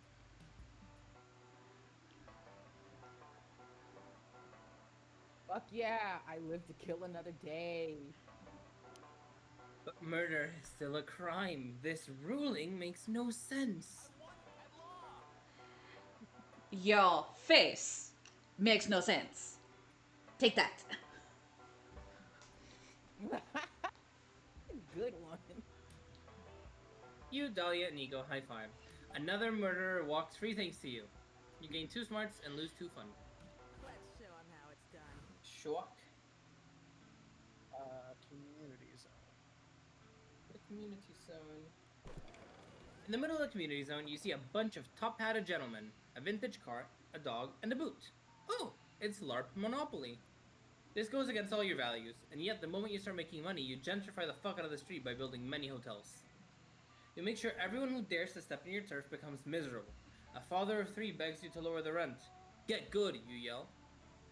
No, what have you become? You burn your Monopoly money and leave, but deep down you have to admit, you got too fun.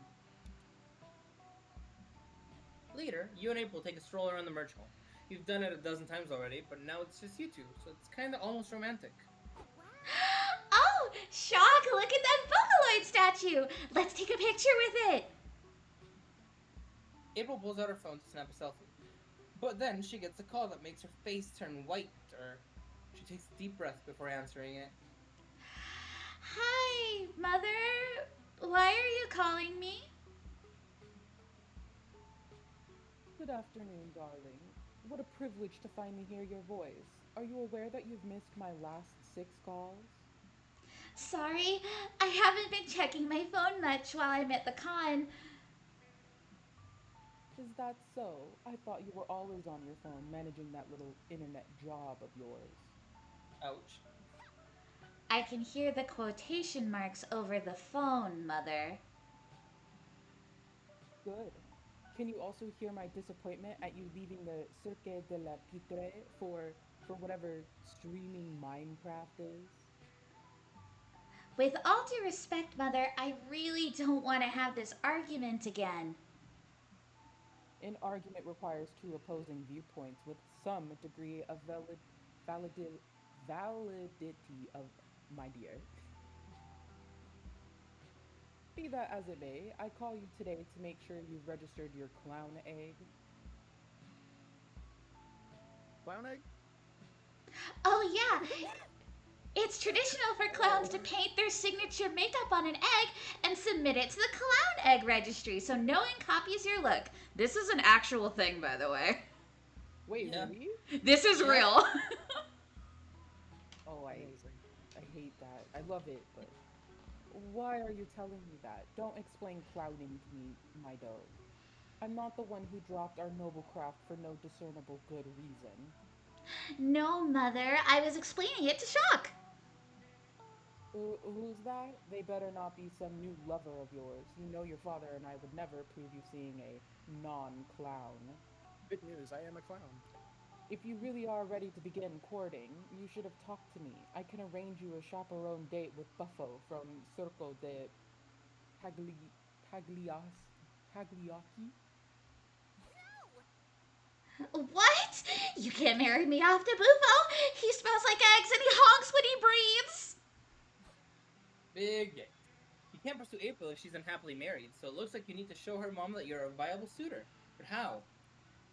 You have just the thing for this. Not long ago, you recorded and edited a video introduction for an 80s video dating service. It explains why you'd be a good lover.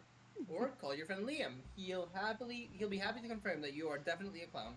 Okay, first of all, imagine Darth Vader, but instead of the breathing, it would just honk every time. No, second of that's all, crazy. call Liam, because I can't wait for him to tell me I'm a clown. You open this up into a three-way call and put Liam on the line. What do you need, Shock? Are you locked in the bathroom again? No, I was hoping you could tell April's mom what a clown I am. You want me to judge you to a total stranger? I thought you would never ask. So, Liam, was it? Can you vouch for Shock's clownishness? Indeed, as long as you define clown as one who commits acts of such buffoonery that you can't help but laugh, because otherwise you'll cry.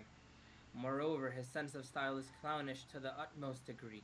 It would hurt your eyes all the way to the back row. You know Shock can hear all of this, right? Just pans to me That's with both fine. my thumbs up. It's healthy for him to endure a bit of constructive criticism sometimes. The verbal brutality of this Liam person makes me trust them. And if they speak this well of Shock, I suppose he is good enough for me. Really? Oh, thank you, Mother. Thank you so. Yes, you're welcome. Now away with you. I'm having a dinner party tonight, and the rubber chicken still needs to be brined. Oh, gotcha. Bye, Mother. Bye, Liam. Thank you so much for helping me deal with her Shock. How can I make it up to you? Oh, I know. I'll give you another favor to do for me. You're the best. Can you please take my clown egg to the registry? Mother will kill me if I put it off any longer, but I'm scheduled to do a stream soon. Thanks. She gives you the egg, kisses you on the cheek, and flounces off. You'll never wash your face again. You gain 2 charm, but lose 2 creativity.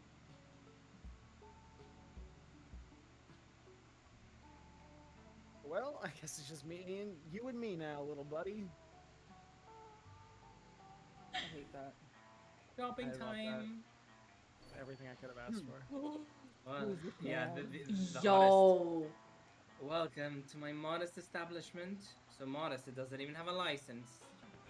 Don't be shy. Pick a box before the cease and desist gets here. I'll read them all so you all know what they mean. Dull Daniel.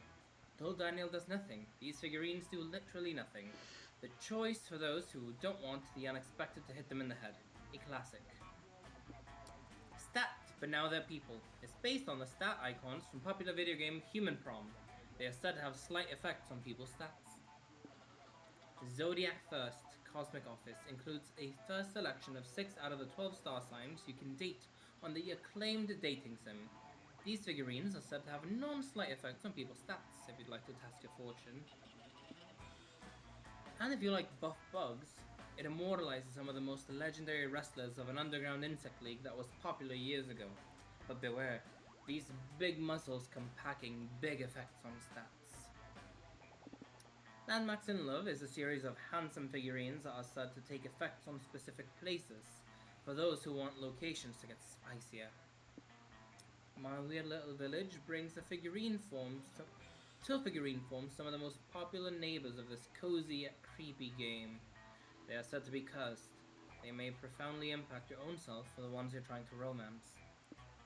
And Major Arcana No Mercy. It has some of the best characters from the hit anime of the same name.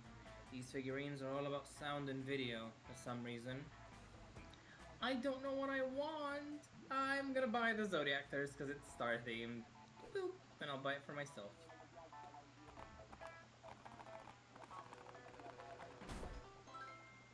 Aquarius, head of R&D. Okay. Oh no. Oh, okay. Hey there, fancy a mystery box. Nobody knows what's in them, so pick one and we'll both find out.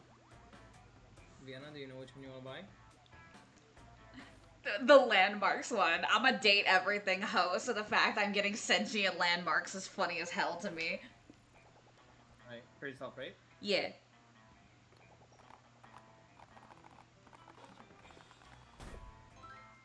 Gorgeous Great Wall of China.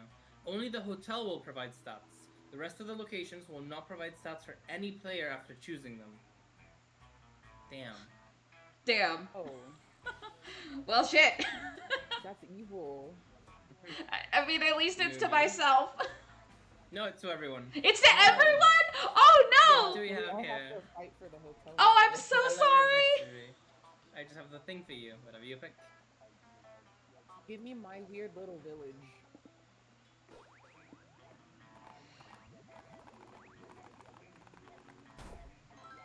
Bleeding tooth fungus. Deciding makes you catch something. Now you really need to poop quite often. I love it here. I don't know what that means, but okay.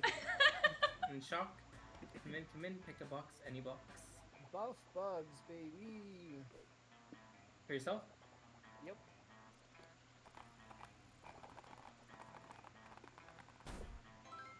Battle Beetle. Every turn, your own stats will keep swapping positions until you choose a location. What? Good choice. Only a true connoisseur would pick my best item at random. Bye bye. Comic time. We're halfway there. Brainstorming reanimates my brain. Can you guess what time it is? Yep, it's comic time. Time to brainstorm. Vienna, you're at the lamest office party ever. As the free spirit you are, you choose a non-conventional activity to have a good time, no matter what. Doing an unsolicited impression of a goose, crying in public, drinking a preposterous amount of ranch dressing, or giving someone the side-eye as a form of accepted social violence. Oh, it's between the preposterous amount of ranch and the side-eye. Oh no. Um, I'm gonna let my dice decide because I'm having indecision. Of course. So I'm gonna do it evens for the ranch dressing and then the odds for side-eye. And that was a natural 20, so I guess we're doing drinking the preposterous amount of ranch. Alright. Yeah. You gain fun. Ooh, another And awesome shock. idea. Oh no! Next Friday there's not one, but 4 amazing events. Which one will you attend? The annual Charades Championship, the crowning of Most Handsome Duck of the Spring, the end of winter Purge Night, or the long-awaited ska band competition at Little Elijah's Bar Mitzvah. The annual Charades Championship. More fun. Oh my god, we're all so fun.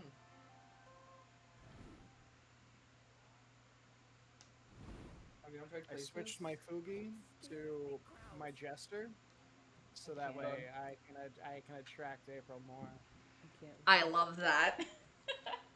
Damn, no Okay, so stacks is wild though. I'm so yeah, sorry. it's fine. I've already been to the hotel, so I'm gonna give it to someone else. I'm gonna give it to someone else. I'll go.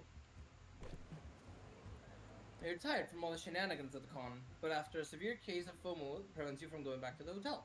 If you take a power nap here in the lobby, you'll be well rested and technically not miss out. Lots of people trip on you, but they say nothing as they imagine you sleeping is a cosplay performance wrestling some movie or anime. You get some rest and zero boldness from not giving a single fuck. You're walking around the lobby, taking in the sights, when a middle-aged stranger with a brochure approaches you. Excuse me, youngsters. I'm looking for the conference titled Is a Sofa a Type of Chair? Could you point me towards it? Hey there! Of course, it's right behind that door. Oh, good thing I found you. I was starting to think I had made a mistake and this wasn't the annual chair con. No, no, this is definitely ChairCon. That's such a relief. My boss could have me fired for missing the most important chair related event of the year. The chair business can be tough. You bet. As if that weren't enough, my wife just asked for a divorce. I'm trying to get over this rough patch by being a better chair professional. Anyway, here I am blabbering when the conference is about to start. See you around, fellow chair enthusiasts. Bye! Hi, good luck with the divorce thing. Guys, what the heck did you just do? I know. I think my improv started well, but I sort of lost the plot. That's not what I'm talking about. You lied to that poor guy. Yeah, but it was just a little white lie, you know? To lift his spirits. Oh, that's what happened? I thought you were fucking with him and I decided to join you. It's too late to undo the damage now. When that man finds out, it's gonna be our fault. So? So I won't be able to sleep at night. What if we got you some ice cream? Would that be better? No. Okay. What if we spin an elaborate lie so he never finds out he's at the wrong con? Would that make you happy? We have to help. That'd be much better, yeah. Deal. Let's undo the damage of our lies with more lies. Any idea, Solon? People around here love cosplay. Convince everyone to help you so this con cosplays as a chair con. Or you heard there's a gathering of fans of face sitting. Take this poor guy there and convince him that's the future of chairs. Oh I my have to. god! I'm so sorry. I have to. He's getting divorced. He needs some game. Oh my god, are you really putting him up on game? You find the chair enthusiast and take him to the con's face sitting gathering, where people share their love of face sitting, and by that I mean they sit in each other's faces. I swear, this con gets better by the minute. So what do you think, sir? Look how comfortable these people are. I've never seen this one before, but you're right. Their expressions betray the deepest pleasure. Could this be the innovation I was looking for? Come on, you should try it yourself. I'm dying. The chair enthusiast timidly approaches a Con-goer, whose face is intermittently covered by another Con-goer's ass. Excuse me, do you mind if I sit on your face? I've never done this before. Ooh, a face-sitting virgin. Sit on me, daddy. On the stream. What do you know? I am a dad. This new chair technology is really customizable. Man tries face-sitting. He sits stunned for a few minutes, and the radiant smile fills his face. When he's done, he comes back to you. What have we done? I mean, it just reminds me of Chair Amy's endings in Date Everything. I think this might be the future of chairs. I keep saying that and no one takes me seriously. I have to tell my chair forum friends all about it. I cannot thank you enough. The man leaves, still entranced by this new and exciting chair-related discovery. Guys, I think we did a good deed today. It's just like they say. Sometimes it just takes one lie to make one man happy. Yes, a lie and some face sitting. Makes everything You gain better. 2 fun from all the face sitting watching you did, but lose 2 charm. Wait, I thought we didn't get stats, but You You get only them from the don't get them from event. the beginning. Yeah, you don't get them from alright. going to the place, but whatever event that happens, you still get stats. Where you I going, Vienna? I've also been to the hotel, so I'm gonna leave that for somebody else. Hotel and outdoor. Oh wait, no, never mind. I literally just said I wasn't going there. um, the community zone. You attend an indie tabletop game showcase and get pulled into a Euro game based around the classic party game Never Have I Ever. It's like the original game, but there are different point values assigned to the severity of your admission. There are also sudden death rolls, a phone a friend mechanic, and a robber somehow. 2 hours later, you decided that never will you ever play this game again. At least you had zero fun hearing the embarrassing things other players admitted to. Later, you attend a roundtable discussion on a magic systems with Liam, Zoe, and Nico. Time to get your fantasy thick hicks.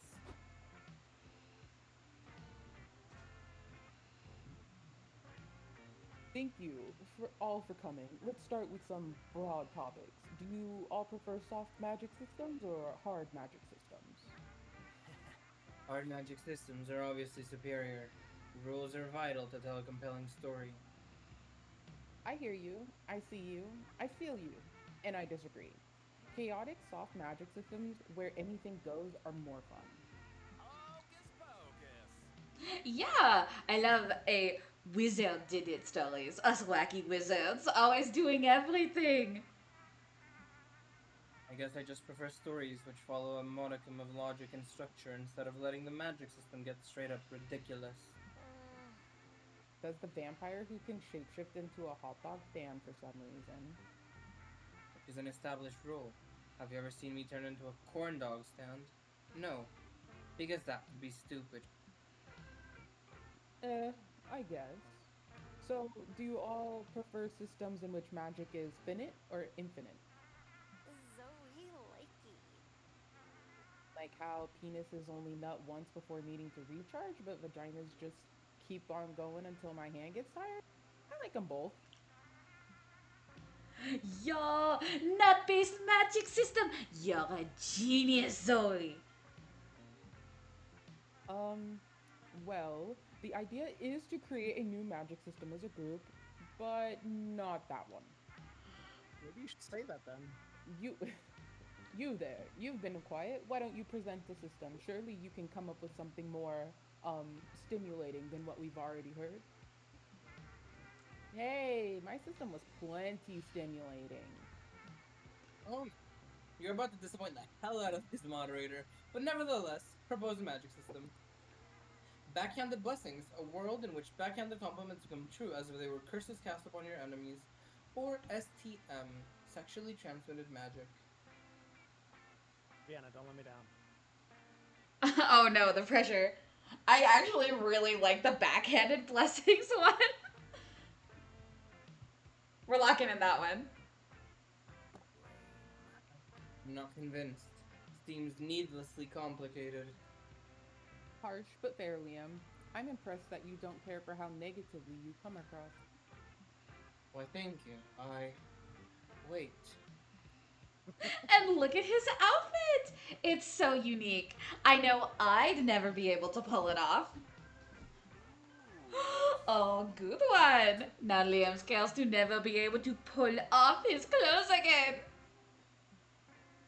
A lifetime of bathing, swimming, and fucking in the same outfit. It's a fate worse than death. That sounds more like an annoyance than a curse, but hey, you did your best.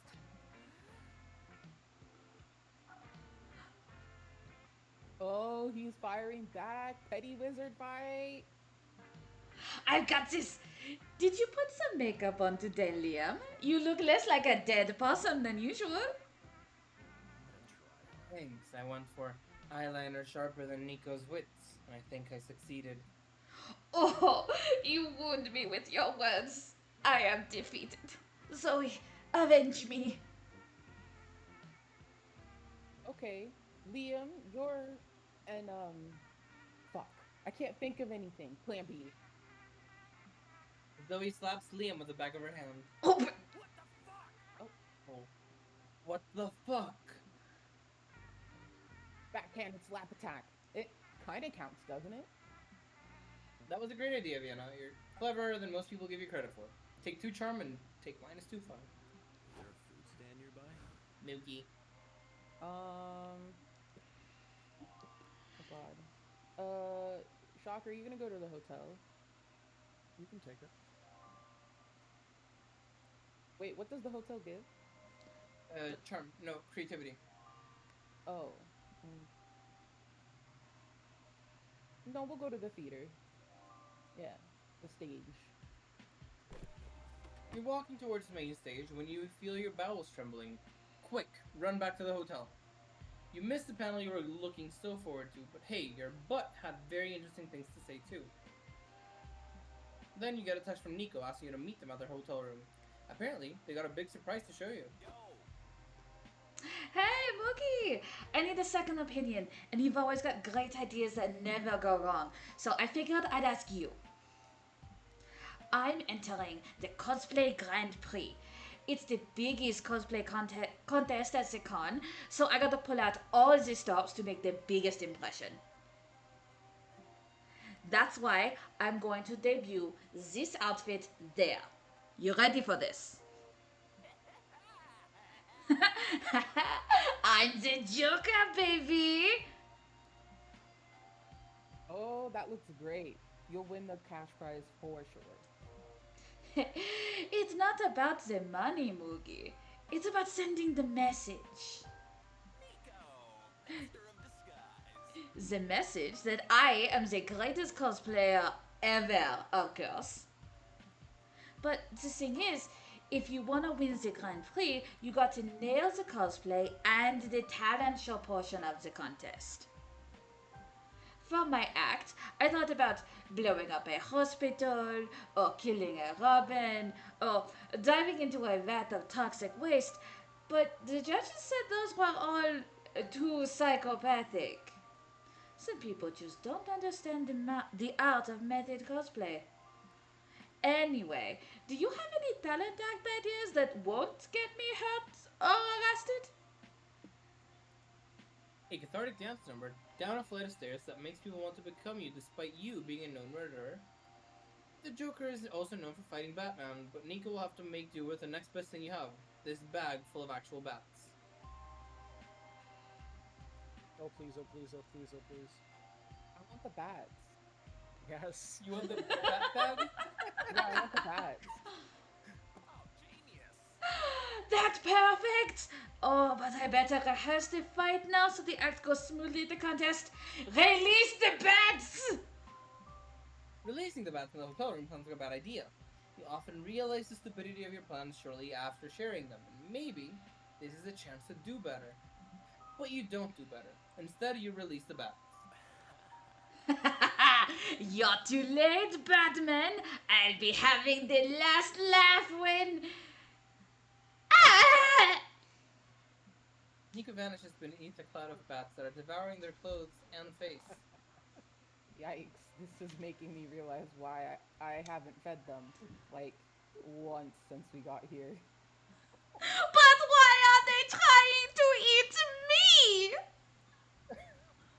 Maybe they think you're a big, juicy apple? You are pretty red.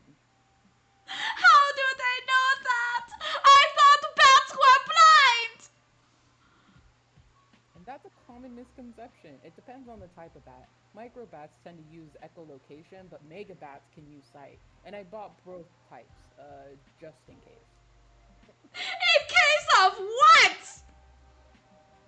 I don't remember, but there was a very good reason for all of this. Trust me. Nico's too busy being attacked by bats to trust you. Dang, the microbats are pretty aggro too. They're doing an excellent job of echolocating Nico.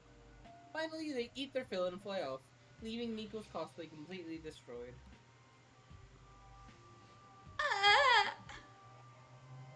So sorry, Nico. I just remembered that I never taught the bats to fly back into the bag either, so they were just single-use bats anyway. It's okay. It was still a good idea if you ignore all the things that made it a terrible idea. Sorry, my love. But what are you gonna do about the cosplay and Grand Prix? I don't think your costume is salvageable. Maybe not for me, but I know someone who can fix it. I gotta make a call. I'll keep you posted. They run up. Breaking my own heart. You still gain 2 boldness for suggesting the choreographed fight, but lose 2 creativity. I'm on fire, baby. Shock. That was Hotel so or the goofy. hotel. Your I'll go stats with will the keep hotel. changing until you choose. Okay, hotel? Yeah. You tell me when. As soon as my charm hits 20, or my fun hits Okay. 25 again. Fun? Okay. I got it. Chilling at the hotel room with nothing to do. Looking around for cheap entertainment, you notice April's purse hanging from a chair. Will you dare violate the sanctity of an idol's purse? Of course you will. You grab the purse, open it, and... Oh no. No way. This is too horrible to describe. Don't count on me to utter these words. Here, have 2 creativity and go imagine it on your own. I'm out. You stop the chat with little April, which is what you've been calling the clown egg that April made the mistake of trusting you with. And that's why Cars 3 is the best installment in the franchise. Do you agree, don't you, little April? Absolutely incorrect. Makes sense too. Hi, I've never seen Shock. a Cars movie. Who are you talking to? Huh? Nobody. Definitely not a smaller, more delicate version of you. Okay, silly goose. I wanted to ask if you want to get a bite to eat. My treat. Just the hardworking starlet we were hoping to see. What are you doing out here? You should be using your downtime between autographing sessions to practice your signature. Chop chop. I was actually gonna get lunch with Shock, if that's okay with you, Ms. Managers. Please don't tell me you two are on a date. Dating is a violation of your contract. Yes, having a romantic partner would be terrible for your brand. It makes it harder for fans to develop parasocial relationships with you. Maybe that's a good thing. Wrong, but I do sympathize with you, April. It must be difficult knowing that your contract is forever binding and you're going to die alone. There. When does it stop hurting? Never, silly. But you know, Marla, there might be a way to make April happy and make us money. If she dated another hot, trendy musician, her popularity might go up. What?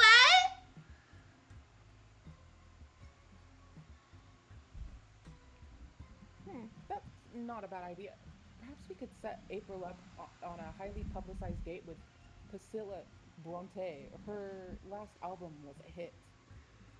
I can't date Priscilla Bronte. I've never even met her. So? This isn't good. There's got to be a way to put an end to April's manager's celebrity power couple scheme before it begins. You gotta sell yourself in the only language corporate shows understand. A dynamic PowerPoint presentation full of charts and buzzwords.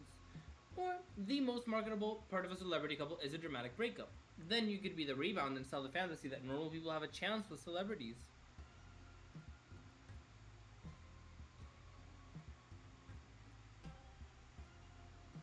What are you gonna go for, Shock? Dynamic PowerPoint presentation. Boom. Thank God you already made one of these in case this sort of situation ever arose. You whip out your laptop and start the presentation. Tell me, if this has ever happened to you, you're a career woman forced to manage a temperamental starlet who can't keep it in her skirt long enough to do her job. This better be good, Shock, or you'll meet the gun I keep in this skirt. You may be tempted to pacify your starlet by pairing her up with the latest vapid pop star. But I urge you to consider our new celebrity dating service instead. Just some random fucker, trademark. Just some random fucker trademark. Only demands half of the maintenance cost and it accepts payment and just be happy to be here.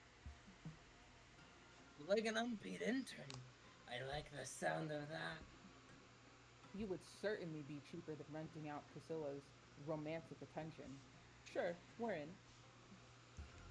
But we'll still need to set some ground rules between you and April. Right.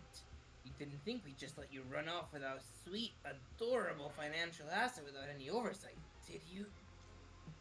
One, you are to never monopolize April's time. She cannot be late to any of her concerts, streams, rehearsals, public appearances, or legally required bathroom breaks. Two, if you and April break up, she'll be entitled to an alimony-esque share of your estate unless or until she writes a breakup song about you that hits double platinum. Three, you and April are never to do anything that could result in procreation during your sexual encounters. I loathe pregnancy scandals and I'm not taking any chances. So, is anal still on the table then? It's like they say, life's too short not to do a little butt stuff. After you agree to the rules and sign some contracts, April's managers finally leave you all alone. That was cool. This is not phrases I ever thought I would say on stream in front of an audience. Yeah, I know. Oh my lord.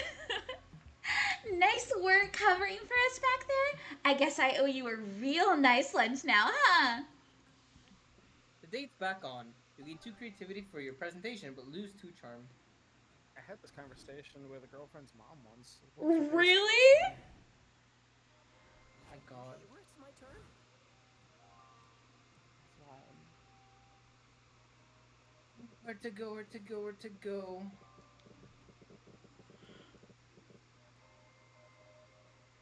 I'm gonna take the hotel this time, because I want the creativity. You head to the front desk of the hotel to ask for an extra towel. They give you one. You're drunk with power now, so you decide to test how many extra towels you can ask for before they tell you to stop. You manage to get 14 extra towels. Oh, what can you do with this many towels? You only needed one. You decide to build a towel fort in your hotel room. You gain 2 creativity from such a magnificent architectural endeavor. Later, you're chilling at the hotel bar with Zoe and April when Doug runs up to you. Whoa. Hey, you'll never guess what I found in the bathroom. Do I want to know? It wasn't anything gross. Well, I did find gross stuff, but that's not important. What matters is I found a secret room, and it was a weird one. Like, its theme was sexy vegetables, I think? I'm like 95% sure I saw an onion with cleavage on it. What? I want to see a big titty onion. Can you show us? Sure, follow me. And so you all follow Doug into a public bathroom to maybe find a sexy pinball machine. Okay, it's just past this door, down this hall, take a right, maybe it was a left. Doug, are you sure you just didn't imagine it? Maybe it was a mirage situation or something. No, that manly corn cob with the big bulge I saw, I'm pretty sure my imagination couldn't produce an image like that by itself. April, I love you, but don't you dare stop us from finding a potential new fixation. You keep going. Soon you don't even hear the sound of the bar anymore. You're surrounded by windowless hallways, still air, eerie silence. Don't worry, I've got this. We're not lost, we're just, taking the scenic route. We're in the back rooms. We're in the back rooms. Ah, yes. The oppressive, windowless scenic route. We have to go back! I don't want to die in a liminal space! Yeah, I get you. On one hand, I'm pretty sure this is the back rooms, but on the other, sexy vegetable pinball machine, you know? You're pretty sure people die in the back rooms, so you better forget that pinball machine and find a way to escape. Ask for directions. Why not ask that tall guy over there? You know he's nice because he's smiling. Too much. Or just pee in a corner. Security will escort you out. Oh my god. There's only one real answer. Yeah, I'm gonna have to pee in a corner. That really is the only way. Well, I've heard worse. That could work. I just went to the bathroom. Does anyone need to pee right now? Not yet, but I bet someone will if we drink these bottles of wine in my purse. How big is your purse? Wait, why do you have wine? I was saving them for later tonight. But hey, either Solon's plan works or we're stuck in here forever, in which case I would rather be drunk. Cheers! You all drink up the wine in April's purse. The back rooms turn as fuzzy and warm as your thoughts. Whee! Yeah, I definitely gotta pee now. Nobody look, okay? Doug, Doug, Doug. I bet you can't knock this bottle of wine on my head with your shoe. I bet I can't either. But I'm gonna try. Sorry if I give you a concussion. I can take it. Hit me, you big slimy snack. Miss, what are you doing? I'm making shoes versus bottle history. Fuck off, pigs. Not you! The girl peeing in the corner! Hey! Don't watch me pee, you pervs! What the fudge? Shame on you. You should always give a lady privacy when she's peeing in a corner. But you can't be here! Also, could you all stop shouting so much? All this noise is ruining the creepy backroom vibes for all the other people trapped in here. I'll be as loud as I want. Soon may the soon may the weatherlick come to bring us sugar and tea and rum. Guys, I think I need to puke. I'm too dizzy. Can someone come and finger my throat? Oh, That summarily gets you all kicked out of the backrooms. Great success! I'm sending that to You my gain two editor. boldness- You gain 2 boldness for being brave enough to commit public indecency, but lose 2 charm for refusing to ask for directions. Let's go. Vienna. Oh my god. The main stage, please. You attend a panel on how to seamlessly add loot boxes to games. The short answer is that you shouldn't. This turns out to be an invaluable knowledge that makes you gain 0 smarts. Pay 10 monster tokens to open a mystery box with a bonus random amount of smarts. Just kidding. Damn. Afterwards, you join Zoe, Omen, and April to see a Q&A with one of the top 3D modelers in the video game industry. She's so cute. Hello, everybody. I'm Alice Garcia, and I'm well known for 3D rendering the digestive systems of every character in the Splash Kaboom franchise. Did she just say digestive systems? Now, I know what you're thinking. Alice, how did you manage to create such realistic, fully functioning organs for my favorite video game characters? I was most assuredly not thinking that.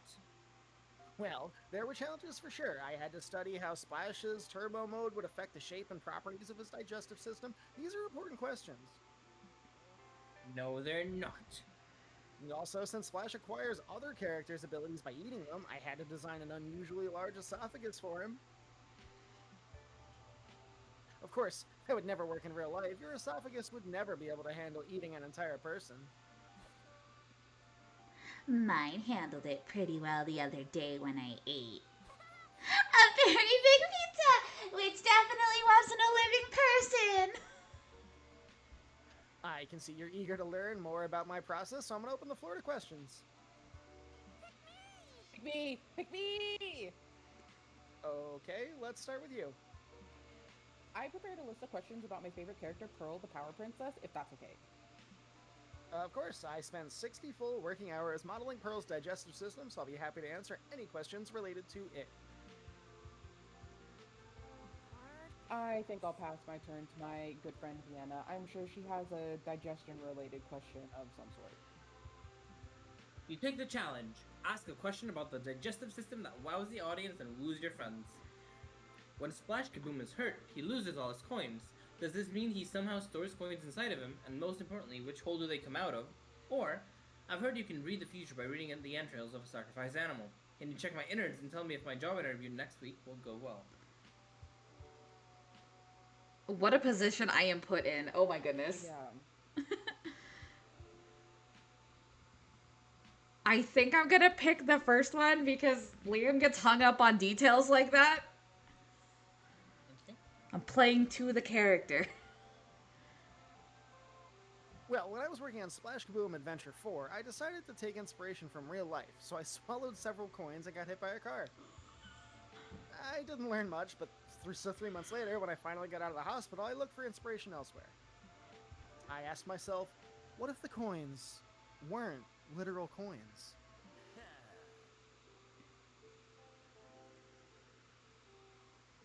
Yes, that coins are a metaphor. Splash is losing his value as a hero. Shut up. Oh, that's me too. Liam, shut up. No, I actually realized metaphor is an insult to the craft, and that my question was dumb. The workings and byproducts of the digestion system are always literal. And there's no place for emotions or nuance in the colon, only poop. Maybe coins too? So I swallowed a second stack of coins and got hit by another car to see if I could gain a new perspective, and this time it worked. Genius. Wow. Yeah, you gotta admire the work ethic. So, to sum it up, yes, Splash does store the coins inside of him. As for the hole they come out of, now I know. But I will take the answer to the grave. That was a great question. Here, take this. He winks at you and throws you a golden coin. Everyone stares at you. Are they expecting you to eat the coin? Hey, gang, I've got a fun idea. Let's go to the bathroom and wash our hands 6 or 7 times. Good idea. You gain 2 fun for learning some of Deep Flash Kaboom's lore, but lose 2 smarts. My turn already? Okay. Are you going, Moogie? Take me to the top of the expo. I don't know what it's called. Yeah. Community zone. I heard that to the tune of Take Me to the Beach by Imagine Dragons. Ah, the community zone. You've been wanting to. Oh, you're about to poop yourself. You run like no one has run before, reaching over to the hotel room just in time to not poop all over yourself. You're staring at the bathroom, debating on either removing your complex cosplay or pissing yourself, when Nico runs up to you. Hey, Mookie, I got the hold of my buddy Sasha. He said he's got time between his cosplay making workshops to fix my Joker costume.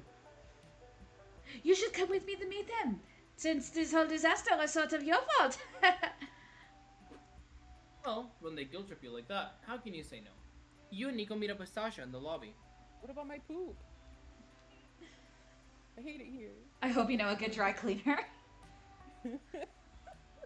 Oh, while I'm at a con, I don't know about that. They're probably overworked and underpaid. Mm-hmm. Who wants to do Sasha? Okay, Nikki, let's see the damage. This was a Joker outfit? What the hell did you do to it?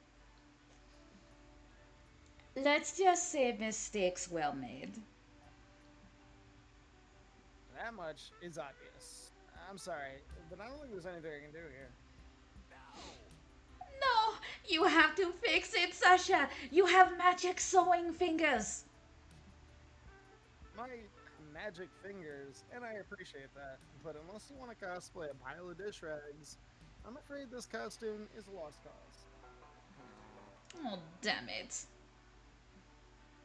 Don't give up, Nico. You're still the best cosplayer at the con. Any of your other cosplays could win the Grand Prix. But I've worn those already. I've got to debut something new and fabulous if I even want to place. Well, would you like me to make you a new costume? It'd give me time to practice my freehand sewing anyway. You do that for me? Oh, thank you, Sasha. Thank you. Nico picks Sasha up and twirls him around the room. Put me down, you hooligan. And hold still, I need to measure your bust and inseam.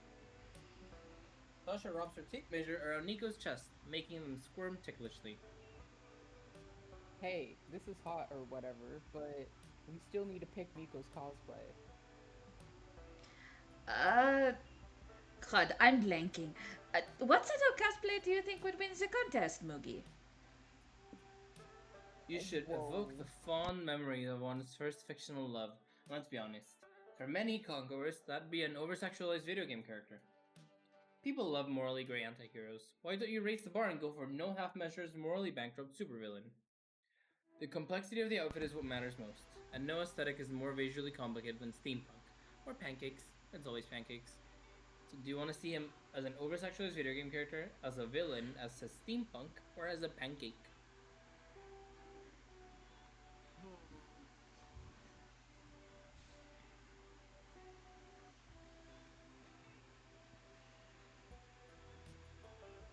Let's go with. Ooh.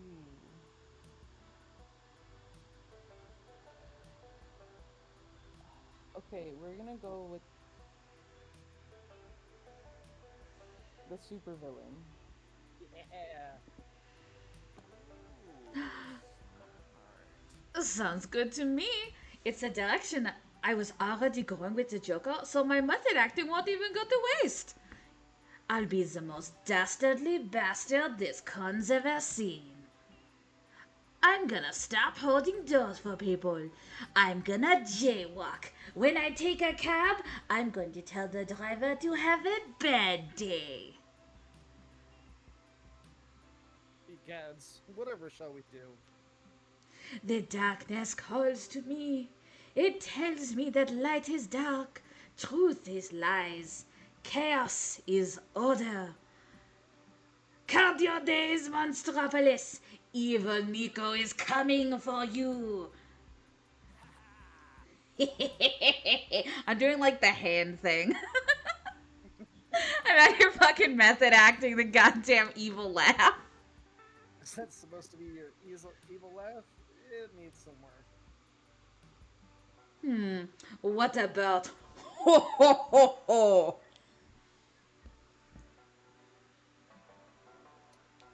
You sound like an edgy Santa Claus. I've got it. Ha! Ow. Well, at least it's straight to the point. Heroes, far and wide, will tremble before me. I will be unstoppable. Ha! You, Nico, and Sasha agree on a time and place to pick up Nico's evil new cosplay before he leaves to teach his workshop.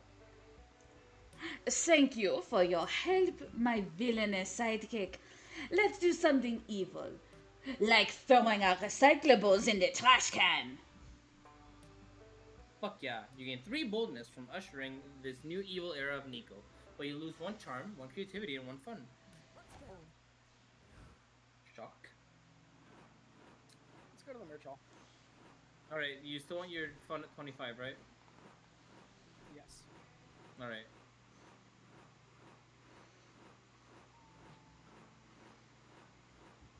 One day it'll get there. Yeah. You find the cool shirt you like in a commercial stand. It costs $3.99 monster dollars. Then you buy a cool Zine for $2.99 monster dollars, and then a set of anime badges for $1.99 monster dollars. You then buy a pack of gum for $0.99 monster dollars. Damn it, you have 4 loose coins jiggling in your pocket. It's annoying as fuck. But luckily you find a shady guy who whispers, "Give it to me and I'll give you 2 charm." Well, 0 charm now.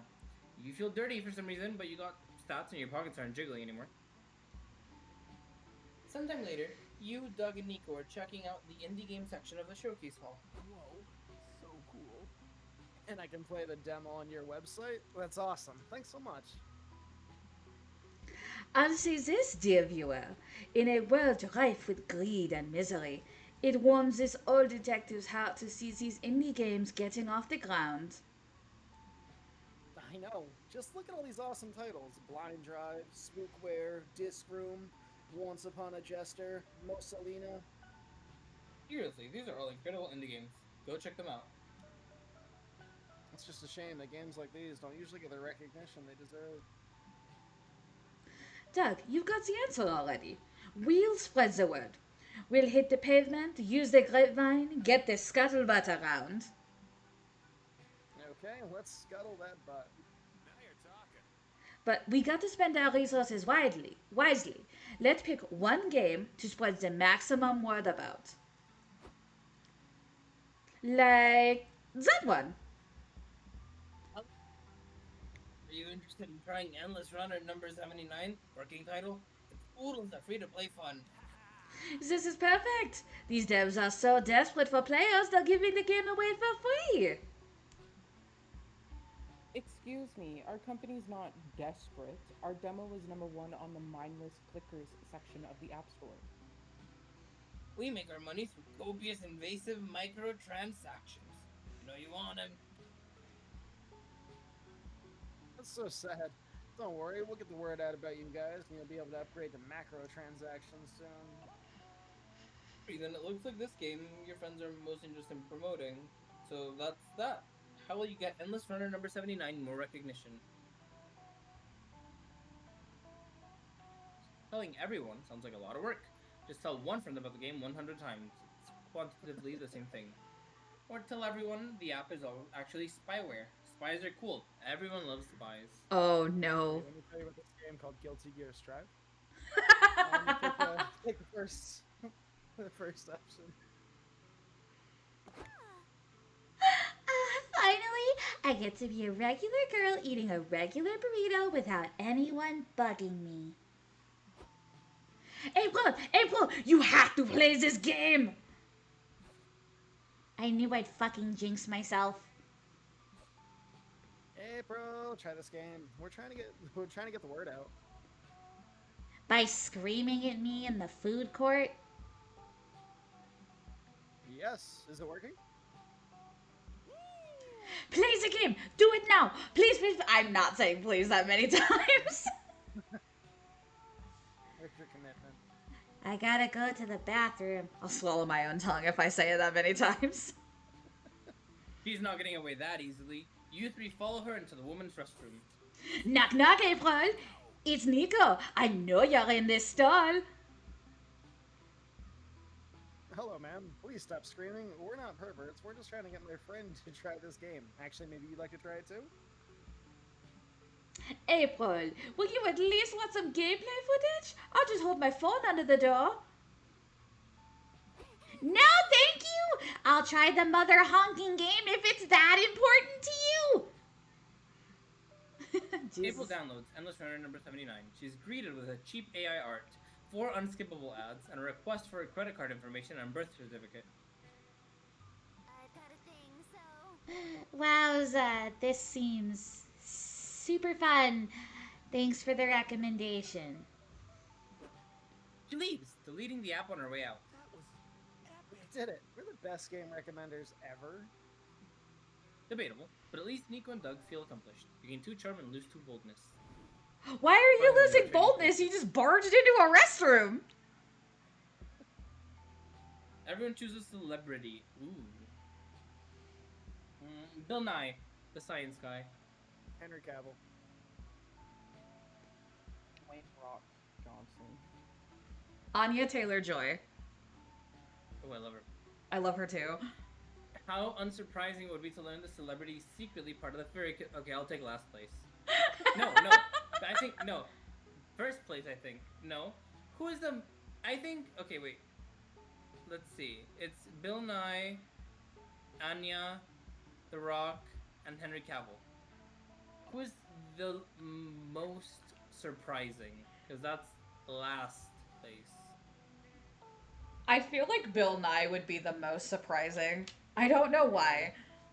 Yeah, no, I agree. Okay, I'll take my last place. I think Henry Cavill is probably the most unsurprising because he's already a nerd. Yeah, Agree. the big Warhammer guy, absolutely. If he came Yeah. out, Like Henry Cavill and then The Rock would be the next. Like, oh no, I'm not surprised. yeah. So we just reversed the order. Oh, There you go, Shock, Mugi, Vienna, Salon. that's Well, fun. that works out. Yeah. You were so close to the end, guys. Oh boy. To the top. I'm gonna sit the hardest. Oh no. You're gonna fuck over Vienna. Can you not sit there twice? Nope. Oh. Sag. That's okay. Shock, when do you want me to click the table? When you have 25 fun? How do I? roll a die, Rihanna. Huh? Oh, I'm calling evens. Roll a die. Do you want me to roll to use my roll command? Go for it. I was just gonna let Vienna roll the die and not lie to me. Alright, Vienna, you can roll then. Oh boy. Okay, you're calling which one? Evens. It was another natural 20, so all yours. Damn, my husband's koi dice are blessed, which is terrifying because he's the dungeon master of our game. Oh, That's the last thing it I want. It stopped switching. You're stuck with this array for a bit. That's so shit. Okay. April, right? Yep. Do you want to talk about the spooky compound group, her hobbies, or her career? Let's talk about our hobbies. Well, you know I love clowning around. I like J-pop, idols, video games, singing, dancing. But anyone who follows your streams knows that much. Give me the VIP stuff. I want to know more about you. There's not much more to it, Shock. What are you expecting to hear? That I have secret hobbies, such as committing crimes? Get in the pond if you're gonna be such a silly goose!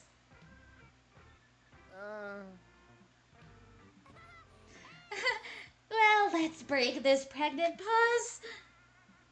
Little known fact, I've been getting into golf recently. Okay, I didn't see that one coming. Why? Why golf? With the channel and all, it's like I'm supposed to do fun stuff all the time. To be entertaining 24/7. I think I just wanted to get into something rather boring. People will tell you that golf is actually riveting and nah, they're full of shit. It's a snooze, and I love it for that. I see. It's not my biggest passion ever, but it's surely one that isn't known by the public. The company would never approve of me having a hobby that far from my brand. I like it. Well, I do approve. We could even play golf together one day. Or maybe mini golf. I feel like I'd enjoy that one more. No, do not try to make golf sillier.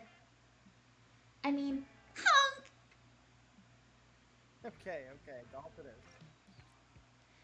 You spend the rest of the night looking at golf equipment.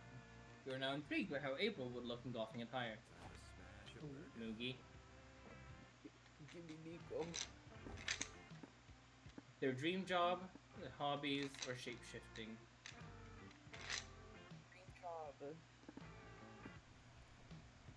Dream job? I do have these reoccurring dreams, which I'm a hot dog pilot, but I still can't figure out what my exact responsibilities are. No, silly. I mean, like, your career. The job you dream of having. Yeah, I think I'll pass. I don't want one of those. I just want a job that can pay for my hobbies and passions. I've made money every now and then with an acting gig, thanks to my cosplay page, but that isn't my main goal, really. Total respect to professional actors and cosplayers, but me personally, I prefer to keep them as hobbies, not jobs. Smart. You know what? Valid. Then, what's this job that pays for your hobbies? Well, I've been a telemarketer for some months, but I think I'm on thin ice. That phase.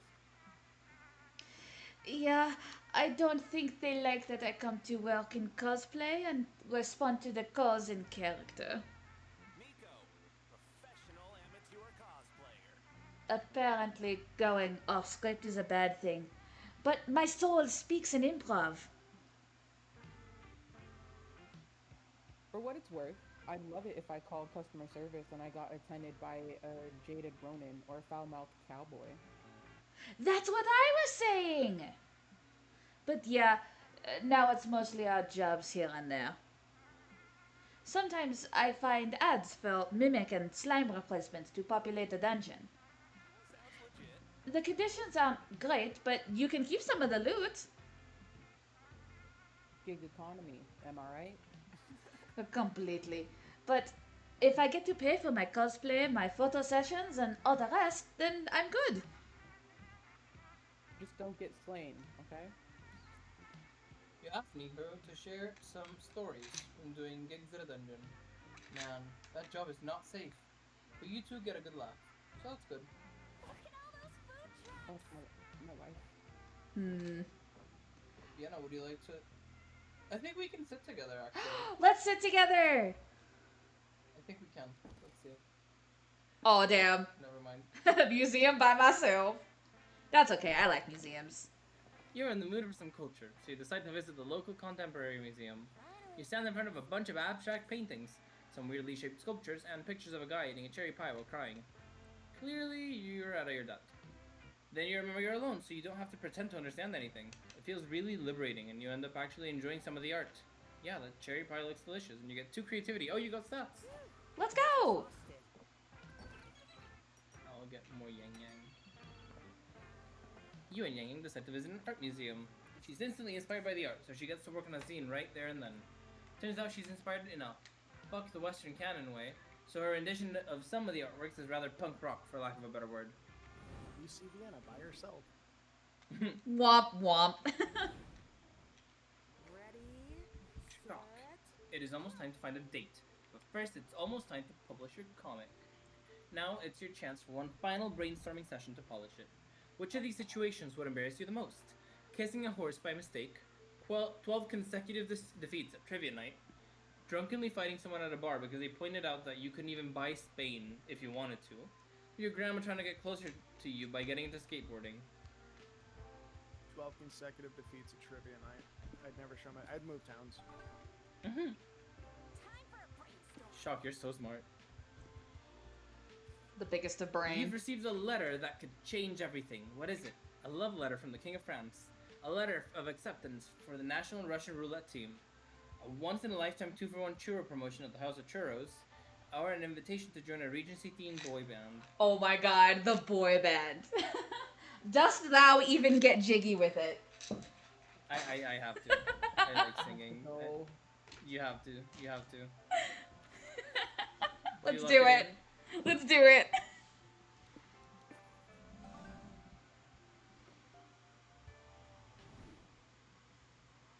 Our last day. Let's show 'em how. Shock, where are you going? Go to the lobby. Lobby? Like, Yeah. okay. Let me make sure I can get your fun.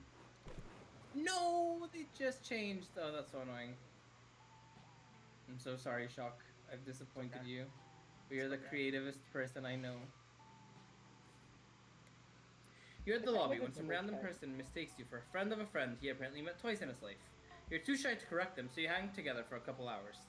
It's when he's insisting to add you to a New Year's Eve party group chat that you finally gather the bravery needed to explain that you are not who he believes you are. Better late than never, I guess. Here, have 2 boldness. Well, 0. He still adds you to the group chat. Later, you and April's clown egg are having one of your now frequent heart-to-heart chats. Can I tell you a little secret? Can I tell you a secret, little April? I think I'm really starting to like Big April, and this might be crazy, but I think she likes me too. But you can't tell her, okay? Not even with a telepathic connection, I'm convinced that you two share. Then your alarm goes off. April is done with work for the day. You stuff little April in your pocket and run to meet up with her big sister. Hi, cutie pie. Hi, Shock. It's great to see you. What do you want to do now that I'm free? Whatever you feel like. I just hope nobody tries to split us up this time. Gosh, same. How crazy would it be if that happened again? Who would even try to come between us now? A jealous ex? Or maybe the government? Well, anyway, I was thinking that we could. Hey, April, I've been looking all over for you. I met this guy you have to date. Huh? Since when do you like to play matchmaker, Nico? Since right now. Meet my new friend and your soulmate, Serpentito. Oh my My god! sweet tropical flower. Let me wrap myself around your gorgeous, delicate throat. You're, you're joking, right? I would never joke about the true love between a clown and a sexy snake. Damn, little April. Should have known there'd be another bump in the road to making Big April mine. What the heck, Chuck? I thought you registered my clown egg days ago. I hope you guys heard the way that my accent did a Yep, fucking yep, gradient when yep. I realized who it was. It was so funny. I loved it. It's just like a slide whistle. Instead, you're just talking to it? That's so creepy. Uh, this seems like a bad time. So and I can come back later. Yikes. The psychosexual attachment you formed with little April seems to be freaking out Big April. Is there any way you can smooth this over and still get the girl? Explain to April that this isn't creepy at all because you collect painted eggs that look like all your friends. Or explain to April that you could never abandon something as precious as an egg she laid. I could never abandon something as precious as an egg she laid. Oh no. Uh, what? You heard me. How could you ask me to abandon your precious child at some cold, unloving registry? You, you really think I laid this egg? Well, yeah, out of your clown clothes. No! Can't. I need to go. Oh my gosh, My- please. My what? Oh, you didn't know? Sex ed is really going downhill, huh? The cloaca is an orifice that ejects all lower body excretions such as poop, eggs, and... I know what a fucking cloaca is! I just don't have one! Are you sure about that? When's the last time you checked? Excuse me? Oh, are you just embarrassed? It's okay that you lay eggs, April. I was only grossed out by it for like 2 days. But little April's grown on me. She has your scent. Go on, smell her. This is so creepy. I can't believe I fell for another weirdo. I ought to just quit dating while I'm ahead. Wait, you fell for me? I did, but that ship sailed. Stay the fuck away from me, egghead. I mean, I think we need some time apart. Far apart. Honk, honk. He's gone. You try venting to little April about it, but it only makes you more ashamed. You lose 2 charm. Damn. Damn. Can I go to the merch hall? Right? Yeah. You would spend so much money on the merch hall if you weren't about to poop yourself. I'm gonna Quick! cry. Does any stand anime themed toilet paper? They don't, which is why you head to the hotel room as fast as you can to make good use of the hotel's bland, non-nerdy toilet paper. Afterward, you're sipping some water when you see something hot enough to make you do a spit take. Nico and their new cosplay. Oh my god, it's over. Even Nika is here. Bow down before me. Yes, sir. What do you think, Moogie? Was that even enough? Oh yeah. So hot. I need evil. Thanks. No thanks. Even Nika doesn't have manners. Anyway, I didn't just come here to show off. I need your help deciding what my act should be for the talent portion of the cosplay Grand Prix. I'm flattered, but are you sure you want my help after what happened last time? Yup, I still trust you wholeheartedly, even though you've given me no reason to do so.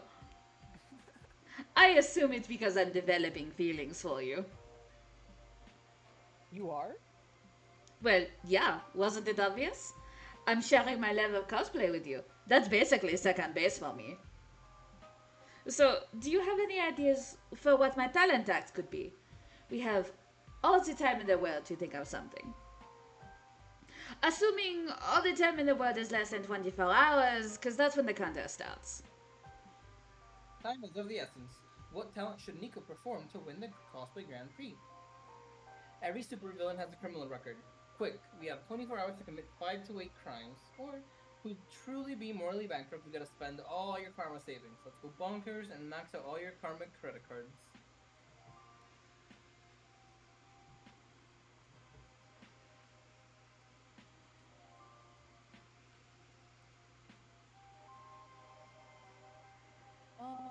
Let's go karma round. Yeah. Oh, yay! I love shopping sprees. You and Nico take a bus over to the mall to blow their karma savings on random crap. Let's get some ice cream. Excuse me, do you take payments in karma? We take everything but American Express, says the ice cream attendant. Cool. First scoops of chocolate, please. Here's all the karma I saved up holding deals for people. Let's toss some of your karma in the center fountain next. Make a wish.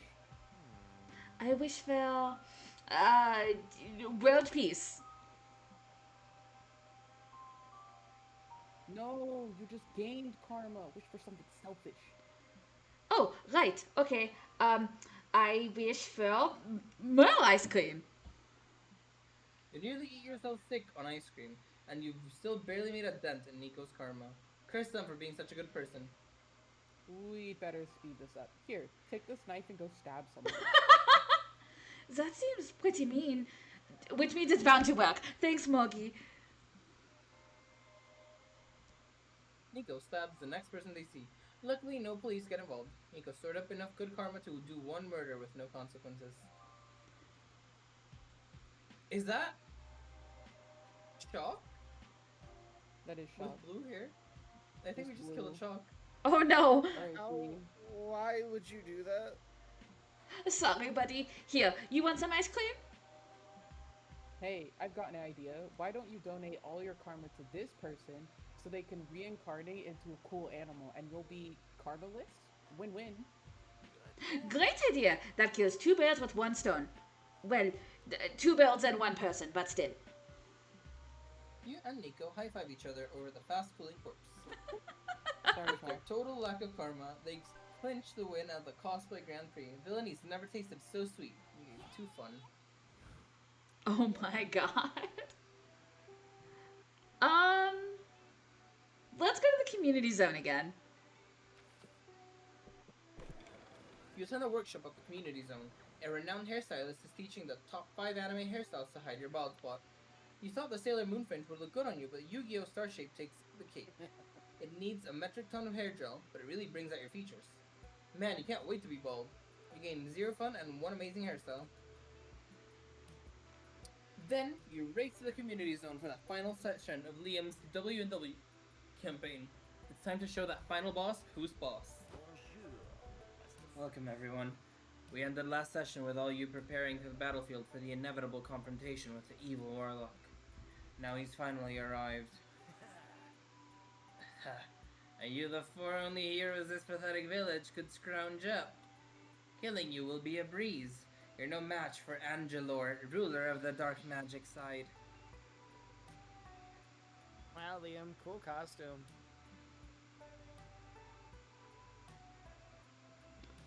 And you're really owning that shirtless look. Have you been hitting the gym lately or what? Oh, thanks. I've been doing a bit of exercise to look more accurate, Angelor. You know, for immersion. Well then, you're going down, Angelor. We'll defeat you with the power of justice. And teamwork. And waffles. Don't flatter yourselves. I've felt thousands of would-be heroes in my immortal lifetime, and the shame of that hasn't yet caught up to me. I'm sure that when it does, I'll develop a complex internal conflict which I will face with the support of newly found friends. But today is not that day. Prepare to die. Who needs therapy when you can project your shit into a TTRPG campaign, am I right? Too real. Too real. True. The evil, tragically misguided, devilish, handsome warlock seems to be capable of controlling the fog with his superior mind. As you may remember, the fog can suppress the better judgment of people, and now Angelor is throwing a good chunk of it towards you. What do you do? What you like to do is hug Liam, since him projecting all kinds of stuff into this campaign low-key feels like a cry for help, but he'd never forgive you for hugging him in public. Instead, it's time to defeat Liam, and I mean Angelor the evil warlock, once and for all. If you know anything about Liam, you can get the warlock to join your side by finding a common enemy, people who misuse the word literally. Or fix this villain the way all evil, sexually frustrated men get fixed, with a big titty goth girlfriend. True. The bottom one, let's go.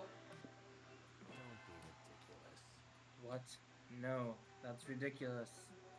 No, it's not. I have it on good authority that a big titty goth GF is what got you out of your Dark Lord phase. Whoa, really? Liam, my man, I didn't know you had game. It's not that big of a surprise. Our friend here knows a lot about wine and poetry, and he's probably the best GM ever. I've always wanted a big titty goth GF. You were living the dream. Poor, bountiful goth breasts made all my crimes against monster kind worth it. So did dating a goth girl actually turn you into a good guy? Oh, there were other factors at play.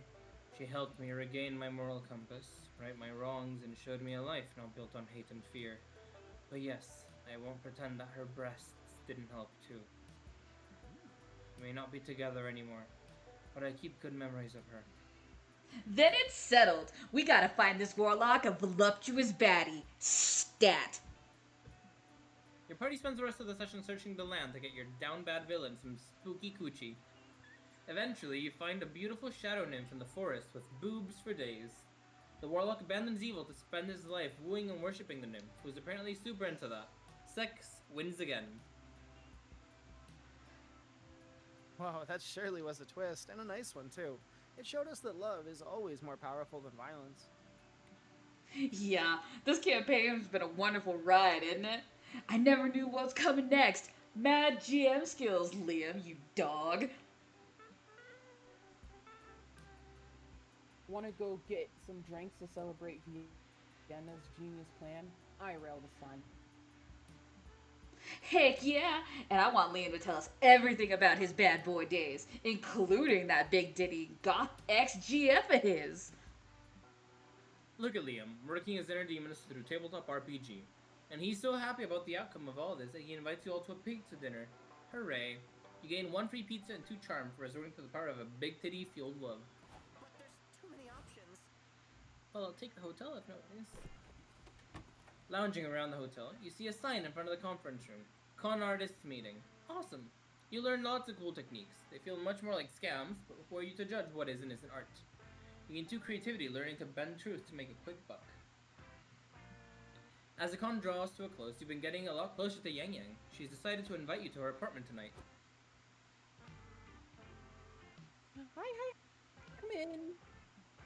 He leads you into her living room. You notice that her room is covered in handmade blankets, and her wall art is made of upcycled cans and bottles. Also, her TV appears to be a puppet show stage with sock puppets dressed as the Seinfeld characters. Your decor is interesting. Do you love it, or do you love it? I made it all by myself. Including the sofa? Especially the sofa. But please, don't sit on it. The paper mache hasn't finished drying. Okay. I'm really into DIY projects. Why buy what you can make, you know? In an era of hyper-consumerism, it's way more ethical to make your own clothes and furniture. And it's more fun. I'd rather have a one-of-a-kind sofa made of glue and shredded newspaper than whatever Yika's rolling off the conveyor belts. I feel you. DIY is awesome, and I love a lady who's good with her hands. Oh, thanks. So, what sorts of DIY projects do you like to do? You were just trying to butter Yang Yang up. It's not that you can actually do anything with your hands, but now she's all hyped, so you can't backtrack now. Time to impress her with your DIY hobby. DIY living beings. You've read that you can make your own tiny people. You have a method called a hanky-panky. I don't think I have enough fun for the charm for that. Seems like a charm sort of thing. I'm gonna go for DIY pharmaceuticals. Whoa, good for you. It's high time Big Pharma shared a piece of the pie with the little man. Do you mind showing me your setup? Sure. You take Yang Yang back to your hotel room because you can never leave home without your DIY pharmaceutical kit. Whoa, this looks elaborate. What kind of stuff do you prepare? Oh, I guess that counts as partial success. I hope so too, because then I also tried to make a homemade shampoo, and it came out like meth too. Oh, wow.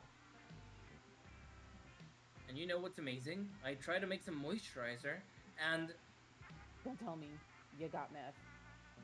exactly. Where do you get the recipes for your pharmaceuticals? Dunno, some website. You show Yang Yang the website. It's full of recipes for meth. Well, if nothing else, I could tell you really have a DIY spirit. Also, it's not like Big Pharma's above dealing amphetamines, but the difference is that they gatekeep it behind a ton of referrals and make it a pain to refill my ADHD meds. Yeah, fuck him. So, can I have some of your ibuprofen? Sure. You and Yang Yang pass a fun romantic evening cooking up some of the good stuff. You gain 2 smarts for sticking it to the big pharma, but you also lose 2 fun. The last day of the con is here. Shock. Would you like to invite anyone out, or will you go alone? I'm obviously gonna invite April. I wanna tell Yeah. her more about her cloaca. Right. Mugi, you're definitely inviting Nico, right? I need Nico, my love. Vienna? Liam? Please, I beg. And I'll go by myself.